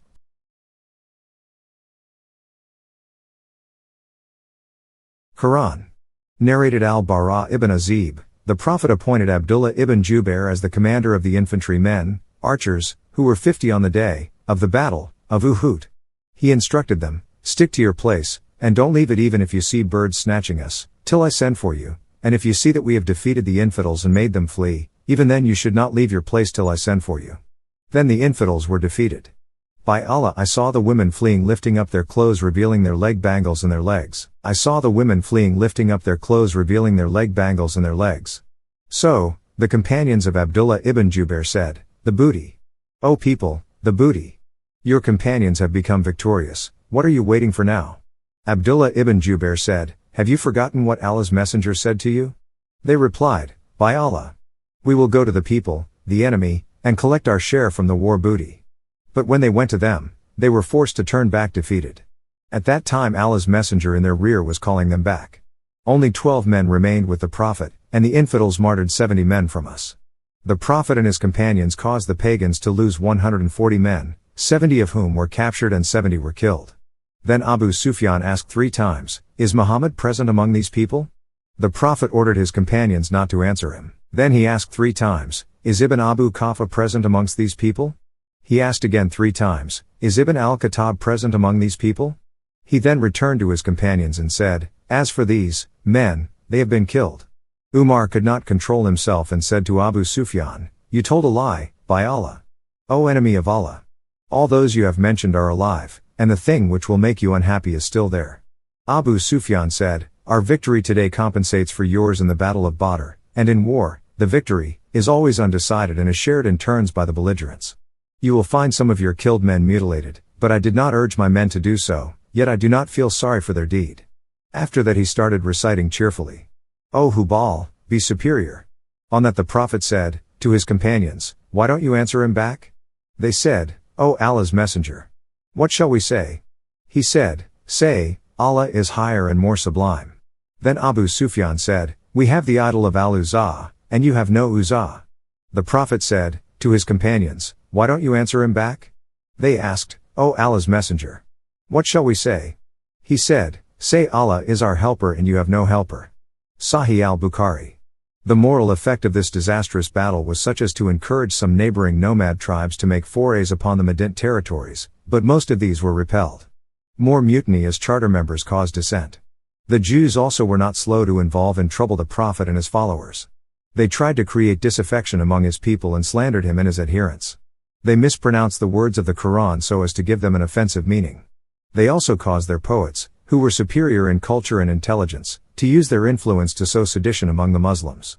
One of their distinguished poets, called Ka'b of the Bani an-Nadir, spared no efforts in publicly deploring the ill success of the idolaters after their defect at Badr. By his satires against the Prophet and his disciples, and his elegies on the Meccans who had fallen at Badr, Ka'b succeeded in exciting the Quraysh to that frenzy of vengeance which broke out at Uhud. He then returned to Medina, where he continued to attack the Prophet and the Muslims, men and women, in terms of the most obscene character. Though he belonged to the tribe of Bani an-Nadir, which had entered into the compact with the Muslims and pledged itself both for the internal and external safety of the state, he openly directed his acts against the commonwealth of which he was a member. Another Jew, Salam by name, of the same tribe, behaved equally fiercely and bitterly against the Muslims. He lived with a party of his tribe at Khaybar, a village 5 days' journey northwest of Medina. He made every effort to excite the neighboring Arab tribes against the Muslims. The Muslim Commonwealth, with the object of securing safety among the community, passed a sentence of outlawry upon Ka'b and Salam. The members of another Jewish tribe, namely Bani Kainuka, were sentenced to expulsion from the Medinite territory for having openly and knowingly infringed the terms of the compact. It was necessary to put an end to their hostile actions of the sake of maintaining peace and security. The Prophet had to go to their headquarters, where he required them to enter definitively into the Muslim Commonwealth by embracing Islam or to leave Medina. To this they replied in the most offensive terms, "You have had a quarrel with men ignorant of the art of war. If you are desirous of having any dealings with us, we shall show you that we are men." They then shut themselves up in their fortress and set the Prophet and his authority at defiance. The Muslims decided to reduce them and laid siege to their fortress without loss of time. After 15 days they surrendered. Though the Muslims at first intended to inflict some severe punishment on them, they contented themselves by banishing the Bani Kainuka. The Bani an-Nadir had now behaved in the same way as Bani Kainuka. They had likewise, knowingly and publicly, disregarded the terms of the charter. The Prophet sent them a message similar to that which was sent to their brethren, the Kainuka. Then, relying on the assistance of the hypocrites' party, returned for a defiant reply. After a siege of 15 days, they sued for terms. The Muslims renewed their previous offer, and the Jews of an-Nadir chose to execute Medina. They were allowed to take with them all their movable property, with the exception of their arms. Before leaving Medina, they destroyed all their dwellings, and immovable property and arms which they could not carry away with them were distributed by the Prophet with the consent of the Ansar and the emigrants. A principle was henceforth adopted that any acquisition not made in actual warfare should belong to that state and that its disposal should be left to the discretion of the ruling authorities. Almighty Allah said, "And there is also a share in this booty, for the poor emigrants, who were expelled from their homes and their property, seeking bounties from Allah and to please Him. And helping Allah, helping His religion, and His Messenger, Muhammad. Such are indeed the truthful, to what we say, and those who, before them, had homes, in Al-Madinah, and had adopted the faith, love, those who emigrate to them, and have no jealousy in their breasts for that which they have been given, from the booty of Bani an-Nadir, and give them, emigrants, preference over themselves. Even though they were in need of that. And whosoever is saved from his own covetousness, such are they who will be the successful." The expulsion of the Bani an-Nadir took place in the 4th year of the Hijrah. The remaining portion of this year and the early part of the next were passed in repressing the hostile attempts of the nomadic tribes against the Muslims and inflicting punishment for various murderous forays on the Medinite territories. Of this nature was the expedition against the Christian Arabs of Dumad al-Jandal, a place about 7 days' journey to the south of Damascus, who had stopped the Medinites' traffic with Syria and even threatened a raid upon Medina. These marauders, however, fled on the approach of the Muslims, and the Prophet returned to Medina after concluding a treaty with a neighboring chief, to whom he granted permission of pasturage in the Medinite territories. Enemy's army, headed by Abu Sufyan, marched towards Medina. In the same year, the enemies of Islam made every possible attempt to stir up the tribes against the Muslims. The Jews also took an active, if hidden, part in those intrigues. An army of 10,000 well-equipped men marched towards Medina under the command of Abu Sufyan. They encamped near Mount Uhud, a few miles from the city. The Muslims could gather only an army of 3,000 men. Seeing their inferiority in numbers on the one hand, and the turbulence of the hypocrites within the town on the other, they preferred to remain on the defensive. They dug a deep moat round the unprotected quarters of Medina and encamped outside the city with a trench in front of them. They relied for safety of the other side upon their allies, the Qurayza, who possessed several fortresses at a short distance towards the south and were bound by the compact to assist the Muslims against any raiders. These Jews, however, were induced by the idolaters to violate their pledge and to join the Quraysh. As these Jews were acquainted with the hypocrites within the walls of the city were waiting for an opportunity to play their part, the situation of the Muslims was most dangerous. The siege had already lasted for 20 days. The enemy made great efforts to cross the trench, but every attempt was fiercely repulsed by the small Muslim force. Disunion was now rife in the midst of the besieging army. Their horses were perishing fast, and provisions were becoming less every day. During the night, a storm of wind and rain caused their tents to be overthrown and their lights extinguished. Abu Sufyan and the majority of his army fled, and the rest took refuge with the Qurayza. The Muslims, though they were satisfied with the failure of their enemies, could not help thinking that the victory was unsatisfactory so long as the Qurayza, who had violated their sworn pledge, remained so near. The Jews might at any time surprise Medina from their side. The Muslims felt it their duty to demand an explanation of the violation of the pledge. This was utterly refused. Consequently, the Jews were besieged and compelled to surrender at discretion. They only asked that their punishment should be left to the judgment of Sa'd ibn Mu'adh, the prince of the tribe of Aus. This chief, who was a fierce soldier, had been wounded in the attack, and, indeed, died of his wounds the following day. Infuriated by the treacherous conduct of the Bani Qurayza, he gave judgment that the fighting men should be to death and that the women and children should become the slaves of the Muslims. The sentence was carried into execution. The Prophet protects the Christians of Medina. It was about this time that the Prophet granted to the monks of the monastery of St. Catherine, near Mount Sinai, his liberal charter by which they secured for the Christians noble and generous privileges and immunities. He undertook himself and enjoined his followers, to protect the Christians, to defend their churches and the residences of their priests and to guard them from all injuries. They were not to be unfairly taxed, no bishop was to be driven out of his diocese, nor Christian was to be forced to reject his religion, no monk was to be expelled from his monastery, no pilgrim was to be stopped from his pilgrimage, nor were the Christian churches to be pulled down for the sake of building mosques or houses for the Muslims. Christian women married to Muslims were to enjoy their own religion and not to be subjected to compulsion or annoyance of any kind. If the Christians should stand in need of assistance for the repair of their churches or monasteries, or any other matter pertaining to their religion, the Muslims were to assist them. This was not to be considered as supporting their religion, but as simply rendering them assistance in special circumstances. Should the Muslims be engaged in hostilities with outside Christians, no Christian resident among the Muslims should be treated with contempt on account of his creed. The Prophet declared that any Muslim violating any clause of the Charter should be regarded as a transgressor of Allah's commandments, a violator of his testament and neglectful of his faith. The Treaty of Hudaybiyah, 6 years had already elapsed since the Prophet and his Meccan followers had fled from their birthplace. Their hearts began to yearn for their homes and for their sacred house the Kaaba. As the season of the pilgrimage approached, the Prophet announced his intention to visit the Holy Center, and numerous voices of his disciples responded to the call. Preparations were soon made for the journey to Mecca. The Prophet, accompanied by 700 or 800 Muslims, emigrants, and Ansars, all totally unarmed, set out on the pilgrimage. The Quraysh, who were still full of animosity towards the Muslims, gathered a large army to prevent them from entering Mecca and maltreated the envoy whom the Prophet had sent to ask permission to visit the holy places. After much difficulty, a treaty was concluded by which it was agreed that all hostilities should cease for 10 years, that anyone coming from the Quraysh to the Prophet without the permission of the guardian or chief should be given back to the idolaters, that any Muslim persons going over to the Meccans should not be surrendered, that any tribe desirous of entering into alliance, either with the Quraysh or with the Muslims, should be at liberty to do so without disputes, that the Muslims should go back to Medina on the present occasion and stop advancing further, that they should be permitted in the following year to visit Mecca and to remain there for 3 days with the arms they used on journeys, namely, their scimitars and sheaths. The Treaty of Hudaybiyah thus ended. The Prophet returned with his people to Medina. Prophet Muhammad dispatches envoys. About this time it was revealed to the Prophet that his mission should be universal. He dispatched several envoys to invite the neighboring sovereigns to Islam. The embassy to the king of Persia, Khosrow Parvis, was received with disdain and contumely.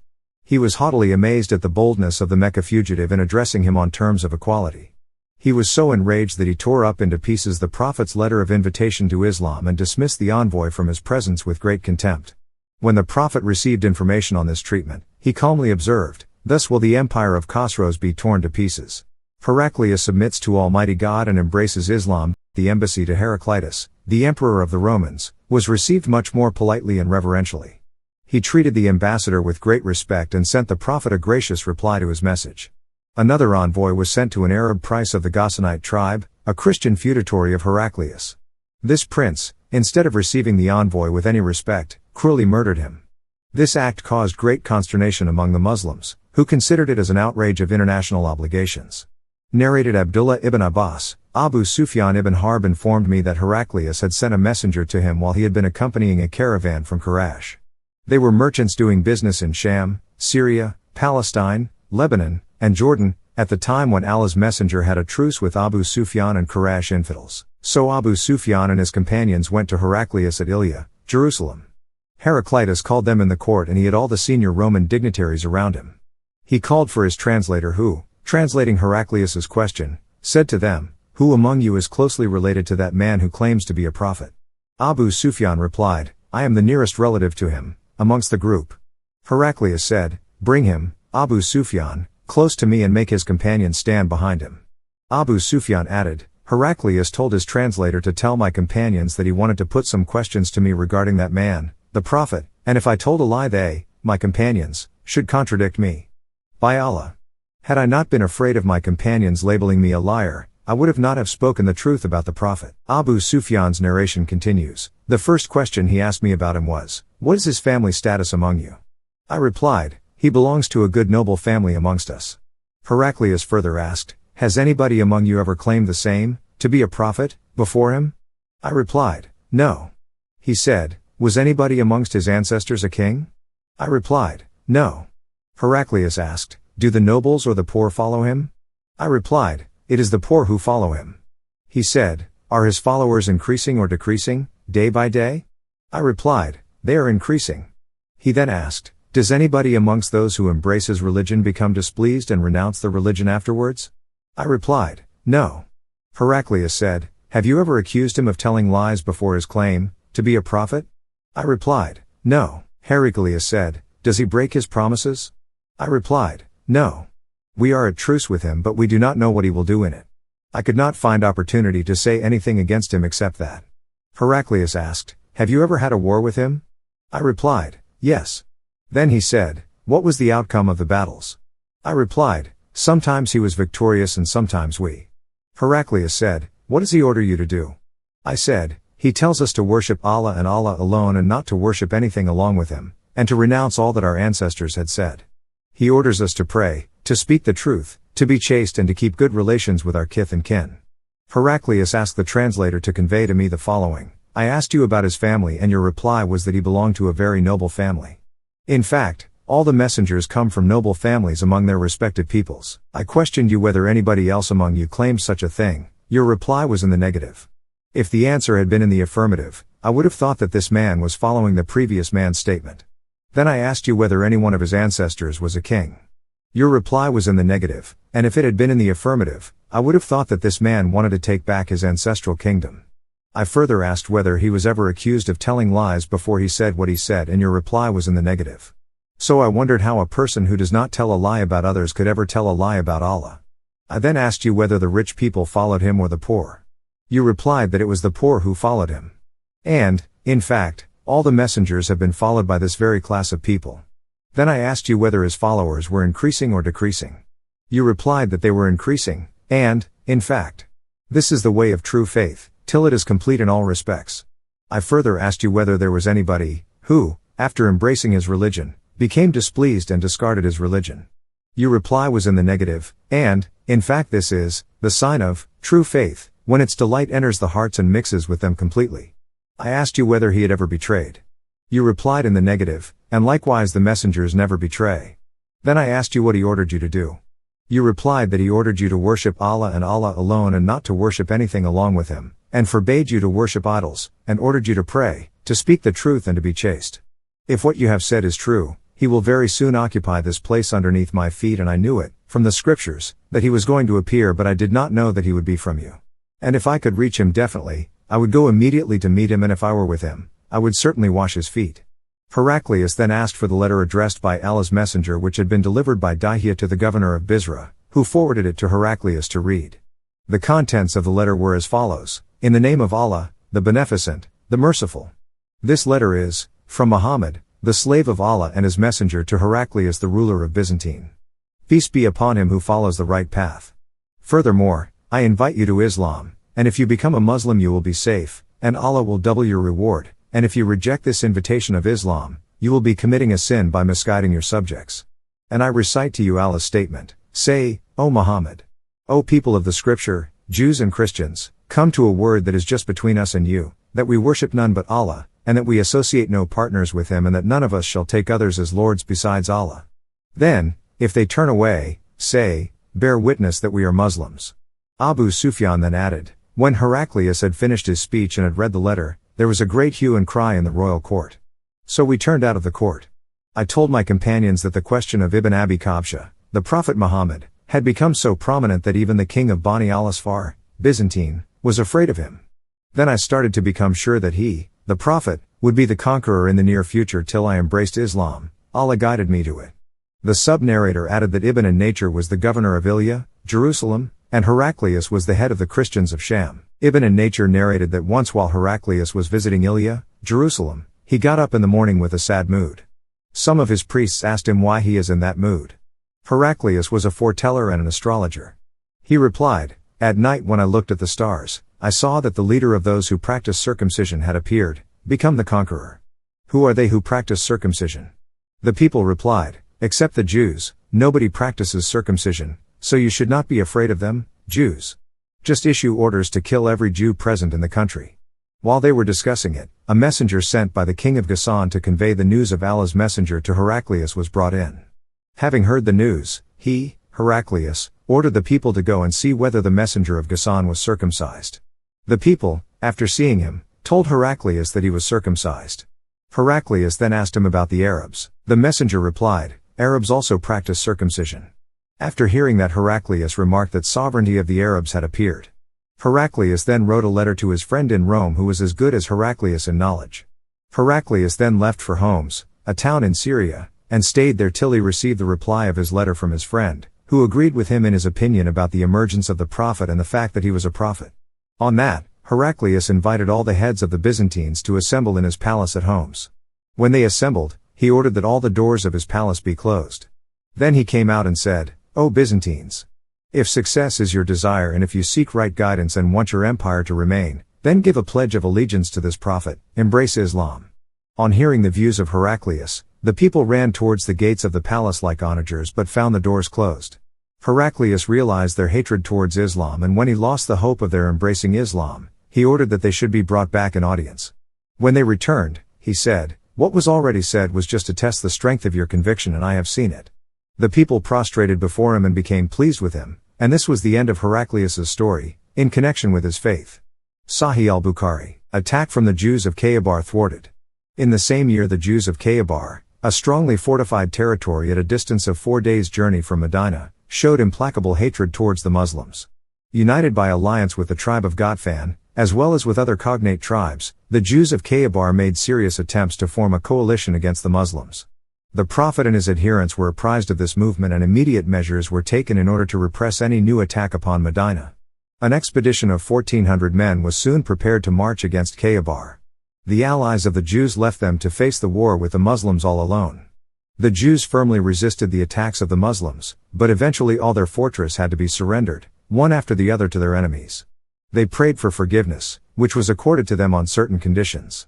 Their lands and immovable property were secured to them, together with the free practice of their religion. After subduing Khaybar, the Muslims returned to Medina in safety. Allah's messenger and the Muslims perform Hajj before the end of the year, it being the 7th year of the Hijrah. The Prophet and his adherents availed themselves of their armistice with the Quraysh to visit the Holy Kaaba. The Prophet, accompanied by 200 Muslims, went to Mecca to perform the rites of pilgrimage. On this occasion the Quraysh evacuated the city during the 3 days which the ceremonies lasted. Sir William Muir, in his book, Life of Muhammad Volume 3 comments on the incident as follows. It was surely a strange sight, which at this time presented itself at the Vale of Mecca, a sight unique in the history of the world. The ancient city is for 3 days evacuated by all its inhabitants, high and low, every house deserted, and as they retire, the exiled converts, many years banished from their birthplace, approach in a great body accompanied by their allies, revisit the empty homes of their childhood, and within the short allotted space, fulfill the rites of pilgrimage. The outside inhabitants, climbing the heights around, take refuge under tents or other shelter among the hills and glens, and clustering on the overhanging peak of Abu Base, thence watch the movements of the visitors beneath, as with the Prophet at their head, they make the circuit of the Kaaba and rapid procession between Safa and Marwa, and anxiously scan every figure, if perchance they may recognize among the worshippers some long-lost friend or relative. It was a scene rendered only by the throes, which gave birth to Islam. In accordance with the terms of the treaty, the Muslims left Mecca at the end of 3 days' visit. This peaceful visit was followed by important conversions among the Quraysh. Khalid ibn al-Walid, known as the Sword of Allah, who, before this, had been a bitter enemy of Islam and who commanded the Quraysh cavalry at Uhud, and Amr ibn al-As, another important character and warrior, adopted the new faith, retribution for the murder of the Muslim envoy. When the Prophet and his followers returned to Medina, they arranged an expedition to exact retribution from the Ghassanite prince who had killed the Muslim envoy. A force of 3,000 men, under the Prophet's adopted son Zayd, was sent to take reparation from the offending tribe. Khalid ibn al-Walid was one of the generals chosen for the expedition. When they reached the neighborhood of Muda, a village to the southeast of the Dead Sea, they met with an overwhelming force of Arabs and Romans who were assembled to oppose them. The Muslims, however, resolved resolutely to push forward. Their courage was of no avail and they suffered great losses. In this battle Zayd and Jafar, a cousin of the Prophet, and several other notables were killed. Khalid ibn al-Walid, by a series of maneuvers, succeeded in drawing off the army and conducting it without further losses to Medina. A month later, however, Amr ibn al-As marched unopposed through the lands of the hostile tribes, received their submission, and restored the prestige of Islam on the Syrian frontier. Quraysh violate terms of Hudaybiyah. Prophet's army march against idolaters. About the end of the 7th year of the Hijrah, the Quraysh and their allies, the Bani Bekr, violated the terms of the peace concluded at Hudaybiyah by attacking the Bani Quza, who were in alliance with the Muslims. The Bani Quza appealed to the Prophet for help and protection. The Prophet determined to make a stop to the reign of injustice and oppression, which had lasted so long at Mecca. He immediately gathered 10,000 men to march against the idolaters and set out on January 630. After 8 days the Muslims' army halted, and alighted at Mar az-Zaran, a day's journey from Mecca. On the night of their arrival, Abu Sufyan, who was delegated by the Quraysh to ask the Prophet to abandon his project, presented himself and besought an interview. In the morning it was granted. "Has the time not come, O Abu Sufyan," said the Prophet, "for you to acknowledge that there is no deity save Allah and that I am his messenger?" Abu Sufyan, after hesitating for a while, pronounced the prescribed formula of belief and adopted Islam. He was then sent back to prepare the city for the Prophet's approach. With the exception of a slight resistance by certain clans headed by Ikrimah and Safwan, in which many Muslims were killed, the Prophet entered Mecca almost unopposed. The city which had treated him so cruelly, driven him and his faithful band for refuge among strangers, the city which had sworn his life and the lives of his devoted adherents, now lay at his mercy. His old persecutors were now completely at his feet. The Prophet entered Mecca on his favorite camel al-Kaswa, having Usama ibn Zayd sitting behind him. On his way he recited Surah al-Fath, Victory, the first verses of which may be interpreted thus: Verily, we have given you, O Muhammad, a manifest victory. That Allah may forgive you your sins of the past and future, and complete his favor on you, and guide you on the straight path, and that Allah may help you with strong help. Prophet Muhammad orders the destruction of the idols. The Muslim army entered the city unpretentiously and peacefully. No house was robbed, no man or woman was insulted. The Prophet granted a general amnesty to the entire population of Mecca. Only 4 criminals, whom justice condemned, were proscribed. He did, however, order the destruction of all idols and pagan images of worship, upon which 350 idols which were in the sacred house of Kaaba were thrown down.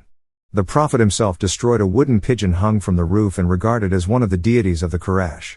During the downfall of the images and idols he was heard to cry aloud, "Allah is great.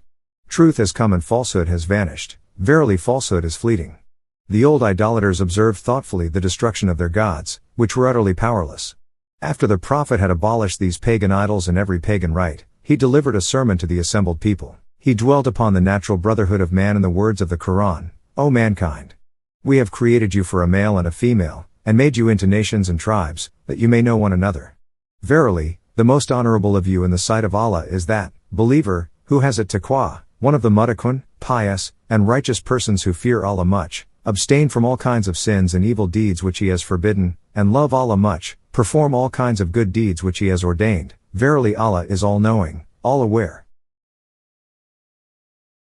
Narrated Hisham's father, when Allah's messenger set out, towards Mecca, during the year of the conquest of Mecca, and this news reached the infidels of Quraysh, Abu Sufyan, Hakim ibn Hizam and Budayl ibn Waraka came out to gather information about Allah's messenger. They proceeded on their way till they reached a place called Mar az-Zarin, which is near Mecca. Behold, there they saw many fires as if they were the fires of Arafat. Budayl ibn Waraka said, Banu Amr are less in number than that. Some of the guards of Allah's messenger saw them and took them over, caught them, and themed to Allah's messenger. Abu Sufyan embraced Islam. When the Prophet proceeded, he said to Al-Abbas, keep Abu Sufyan standing at the top of the mountain so that he would look at the Muslims. So Al-Abbas kept him standing at that place, and the tribes with the Prophet started passing in front of Abu Sufyan in military batches. A batch passed in front of Abu Sufyan and said, O Abbas, who are these? Abbas said, they are Banu Gifar. Abu Sufyan said, I have got nothing to do with Gifar. Then a batch of the tribe of Juhayna passed by and he said similarly as above. Then a batch of the tribe of Sa'd ibn Huzaym passed by and he said similarly as above. Then came a batch, the like of which Abu Sufyan had not seen. He said, who are these? Abbas said, they are the Ansar headed by Sa'd ibn Ubadah, the one holding the flag. Sa'd ibn Ubadah said, O Abu Sufyan! Today is the day of a great battle and today, what is prohibited in the Kaaba will be permissible. Abu Sufyan said, O Abbas! How excellent the day of destruction is. Then came another batch of warriors which was the smallest of all the batches, and in it there was Allah's messenger and his companions, and the flag of the Prophet was carried by Az-Zubair ibn al-Awwam. When Allah's messenger passed by Abu Sufyan, the latter said to the Prophet, do you know what Sa'd ibn Ubadah said? The Prophet said, what did he say? Abu Sufyan said, he said so and so. The Prophet said, Sa'd told a lie, but today Allah will give superiority to the Kaaba and today the Kaaba will be covered with a cloth covering. Allah's messenger ordered that his flag be fixed at Al-Hajjan. Narrated Urwa, Nafi ibn Jubair ibn Mut'im said, I heard Al-Abbas saying to Az-Zubair ibn al-Awwam, O Abu Abdullah! Did Allah's messenger order you to fix the flag here? Allah's messenger ordered Khalid ibn al-Walid to enter Mecca from its upper part from Qaeda while the Prophet himself entered from Kuta. 2 men from the cavalry of Khalid ibn al-Walid named Hubaysh ibn al-Ashar and Kurz ibn Jabir al-Fihri were martyred on that day. Sahih al-Bukhari, now great multitudes came to adopt Islam and take the oath of allegiance to the Prophet. For this purpose an assembly was held at As-Safa mountain. Umar, acting as the Prophet's deputy, administered the oath, whereby the people bound themselves not to adore any deity but Allah, to obey the Prophet, to abstain from theft, adultery, infanticide, lying and backbiting. Thus was fulfilled the prophecy embodied in the Surah Al-Fath in the Quran. During his stay at Mecca, the Prophet dispatched his principal disciples in every direction to preach Islam among the wild tribes of the desert and call them to the true religion of Allah. He sent small detachments of his troops into the suburbs who destroyed the temples of Al-Uzza, Suwa, and Manat, the 3 famous idols in the temples of the neighboring tribes. The Prophet gave strict orders that these expeditions should be carried out in a peaceable manner. These injunctions were obeyed in all cases, with one exception. The troops under Khalid ibn al-Walid, the fierce newly converted warrior, killed a few of the Bani Jazima. When the news of this wanton bloodshed reached the Prophet, he was deeply grieved and exclaimed, "Oh, my Lord, I am innocent of what Khalid has done." He dispatched a large sum of money for the widows and orphans of the slain and severely rebuked Khalid. At this time the tribes of Hawazin and Thaqif showed unwillingness to render obedience to the Muslims without resistance. They formed a league with the intention of attacking the Prophet, but he was vigilant enough to frustrate their plan. A big battle was fought with this new enemy of Islam near Hinain, a deep and narrow defile 9 miles northeast of Mecca. The idolaters were utterly defeated. One body of the enemy, consisting chiefly of the Thaqif tribe, took refuge in their fortified city of Taif, which 8 or 9 years before had dismissed the Prophet from within its walls with injuries and insults. The remainder of the defeated force, consisting principally of the Hawazin, sought out a camp in the valley of Autas. This camp was raided by the Muslim troops. The families of the Hawazin, their flocks and herds with all their other effects, were captured by the troops of the prophet. Taif was then besieged for a few days only, after which the prophet raised the siege, well knowing that the people of Taif would soon be forced by circumstances to submit without bloodshed. Returning to his camp where the prisoners of Hozan were left safely, the prophet found a deputation from this hostile tribe who begged him to set free their families. The prophet replied that he was willing to give back his own share of those captives and that of the children of Abdul Muttalib, but that he could not force his followers to abandon the fruits of their victory. The disciples followed the generous example of their teacher. The hearts of several members of the Thakar tribe were so influenced by this that they offered their allegiance and soon became earnest Muslims. The prophet now returned to Medina fully satisfied with the achievements of his mission. The 9th year of the Hijra is known as the Year of Embassies, as being the year in which the various tribes of Arabia submitted to the claim of the prophet and sent embassies to render homage to him. These tribes had been awaiting the issue of the war between Muhammad and the Quraysh, whose prerogatives none offered to dispute, had submitted. They were satisfied that it was not in their power to oppose Muhammad. Hence their embassies flocked into Medina to make their submission to him. The conquest of Mecca decided the fate of idolatry in Arabia. Now deputations began to arrive from all sides to render the adherence to Islam of various tribes. Among the rest, 5 princes of the tribe of Himyar professed Islam and sent ambassadors to notify Muhammad of the same. These were the princes of Yemen, Mara, Oman, and Yamamah. The idolaters of Taif, the very people who had driven the messenger of Islam from their midst with violence and contempt, now sent a deputation to pray forgiveness and asked to be numbered among his followers. They begged, however, for temporary preservation of their idols. As a last appeal they begged for 1 month of grace only. But even this was not conceded. The prophet said Islam and the idols could not exist together. They then begged for exemption from the daily prayers. The prophet replied that without devotion, religion would be nothing. At last they submitted to all that was required of them. They, however, asked to be exempted from destroying the idols with their own hands. This was granted. The prophet selected Abu Sufyan and Mughira to destroy the idols of Taif, the chief of which was the notorious idol of Alat. This was carried out amidst cries of despair and grief from the women of Taif. The conversion of this tribe of Taif is worthy of notice. This tribe, which hitherto had proved hostile to the new faith, was noted among the Arabs for its idolatrous priesthood. A small detachment under Ali was sent to reduce them to obedience and to destroy their idols. The prince of the tribe was Adi, the son of the famous Hatim, whose generosity was spoken of all over Arabia. On the approach of the Muslim force, Adi fled to Syria, to fall into the hands of the Muslims. These were conducted by Ali with every sign of respect and sympathy to Medina. When the daughter of Hatim came before the prophet, she addressed him in the following words: "Messenger of Allah, my father is dead, my brother, my only relation fled into the mountains on the approach of the Muslims. I cannot ransom myself, I count on your generosity for my deliverance. My father was an illustrious man, the prince of his tribe, a man who ransomed prisoners, protected the honor of women, fed the poor, clothed the afflicted, and was deaf to no appeal." The prophet replied, "Your father had the virtues of a true Muslim. If it were permitted to invoke the mercy of Allah on any whose life was passed in idolatry, I would pray to Allah for mercy for the soul of Hatim." Then, addressing the Muslims around him, he said, "The daughter of Hatim is free, her father was a generous and humane man, Allah loves and rewards the merciful." With the daughter of Hatim, she proceeded to Syria and related to her brother the generosity of Muhammad. Adi, touched by gratitude, hastened to Medina, where he was kindly received by the prophet. He professed Islam and returned to his people and persuaded them to abandon idolatry. They all submitted and became devoted Muslims. Hitherto no prohibition had been enforced against idolaters entering the holy Kaaba, or performing their abominable rites within the sacred precincts.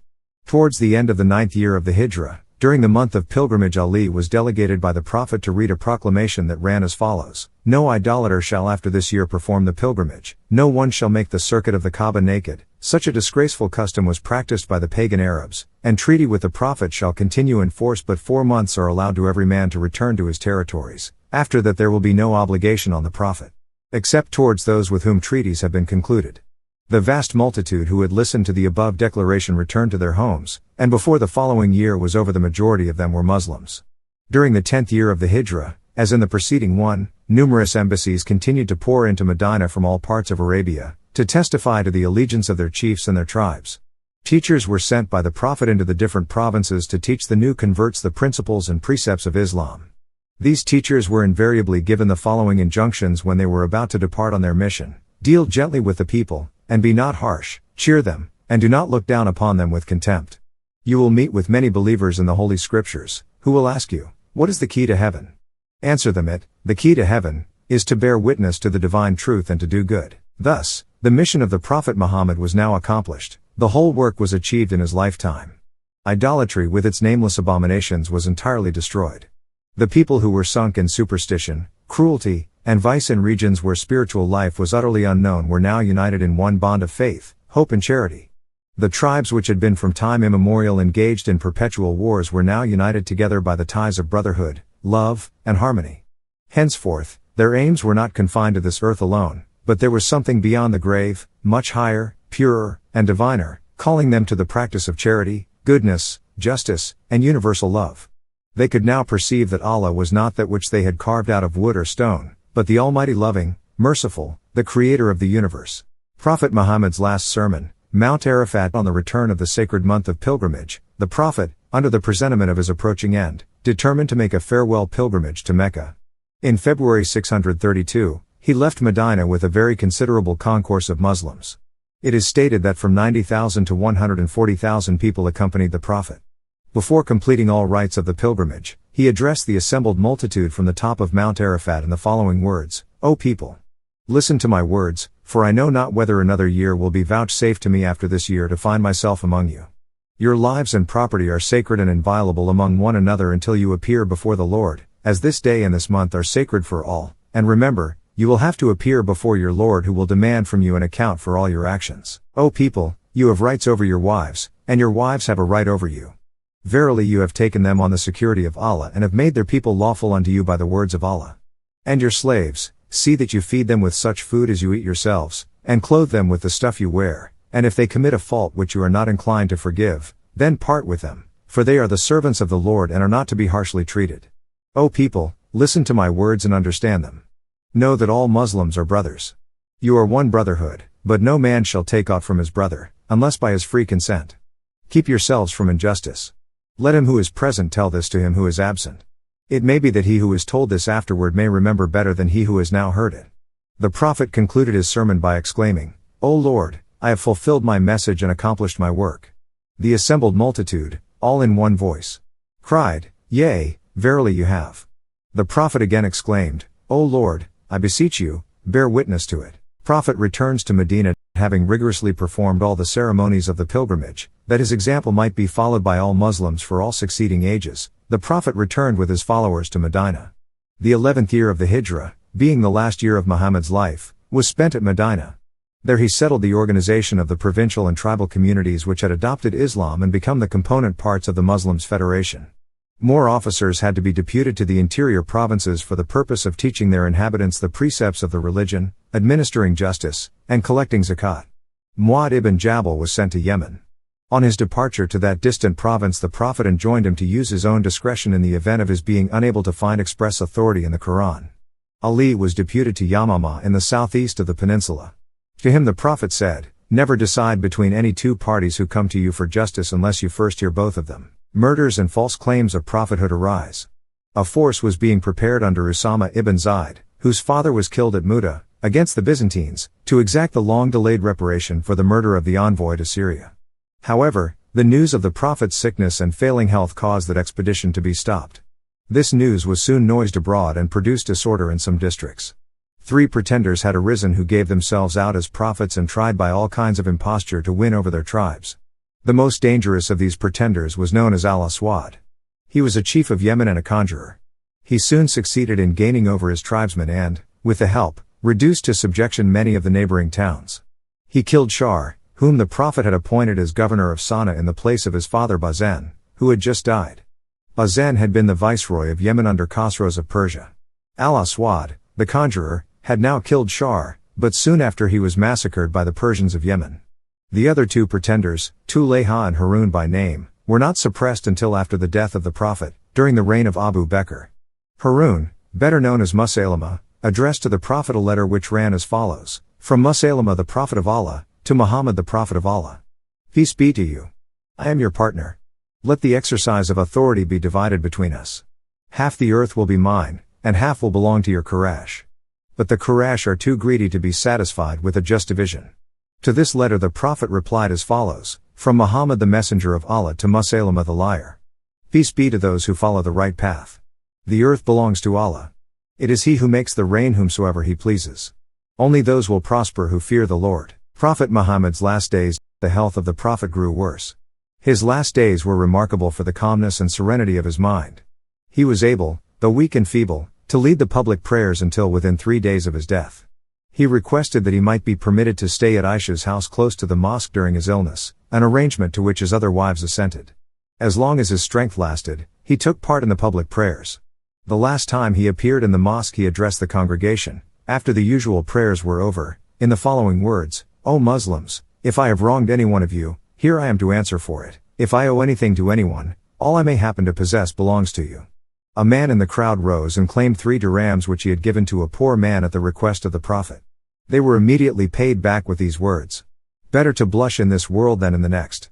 The Prophet then prayed and implored Allah's mercy for those who had fallen in the persecution of their enemies. He recommended to all his followers the observance of religious duties and the leading of a life of peace and goodwill. Then he spoke with emotion and with a voice still so powerful as to reach beyond the outer doors of the mosque: "By the Lord in whose hand lies the soul of Muhammad, as to myself, no man can lay hold on me in any matter. I have not made lawful anything excepting what Allah has made lawful, nor have I prohibited anything but that which Allah in His book has prohibited." Then turning to the women who sat close by, he exclaimed: "O Fatima, my daughter, and Safiya, my aunt, work you both that which procure you acceptance with the Lord, for verily I have no power to save you in any wise." He then rose and re-entered the house of Aisha. The death of Prophet Muhammad, peace be upon him. After this, the Prophet never appeared at public prayers. A few hours after he returned from the mosque, the Prophet died while laying his head on the bosom of Aisha. As soon as the Prophet's death was announced, a crowd of people gathered at the door of the house of Aisha, exclaiming, "How can our messenger be dead?" Umar said, "No, he is not dead, he will be restored to us, and those are traitors to the cause of Islam who say he is dead. If they say so, let them be cut in pieces." But Abu Bakr entered the house at this moment, and after he had touched the body of the Prophet with a demonstration of profound affection, he appeared at the door and addressed the crowd with the following speech: "O Muslims, if any one of you has been worshipping Muhammad, then let me tell you that Muhammad is dead. But if you really do worship Allah, then know that Allah is living and will never die. Do you forget the verse in the Quran, 'Muhammad is not more than a messenger, and indeed, many messengers have passed away before him. If he dies or is killed, will you then turn your back on your heels, as disbelievers? And he who turns back on his heels, not the least harm will he do to Allah, and Allah will give reward to those who are grateful."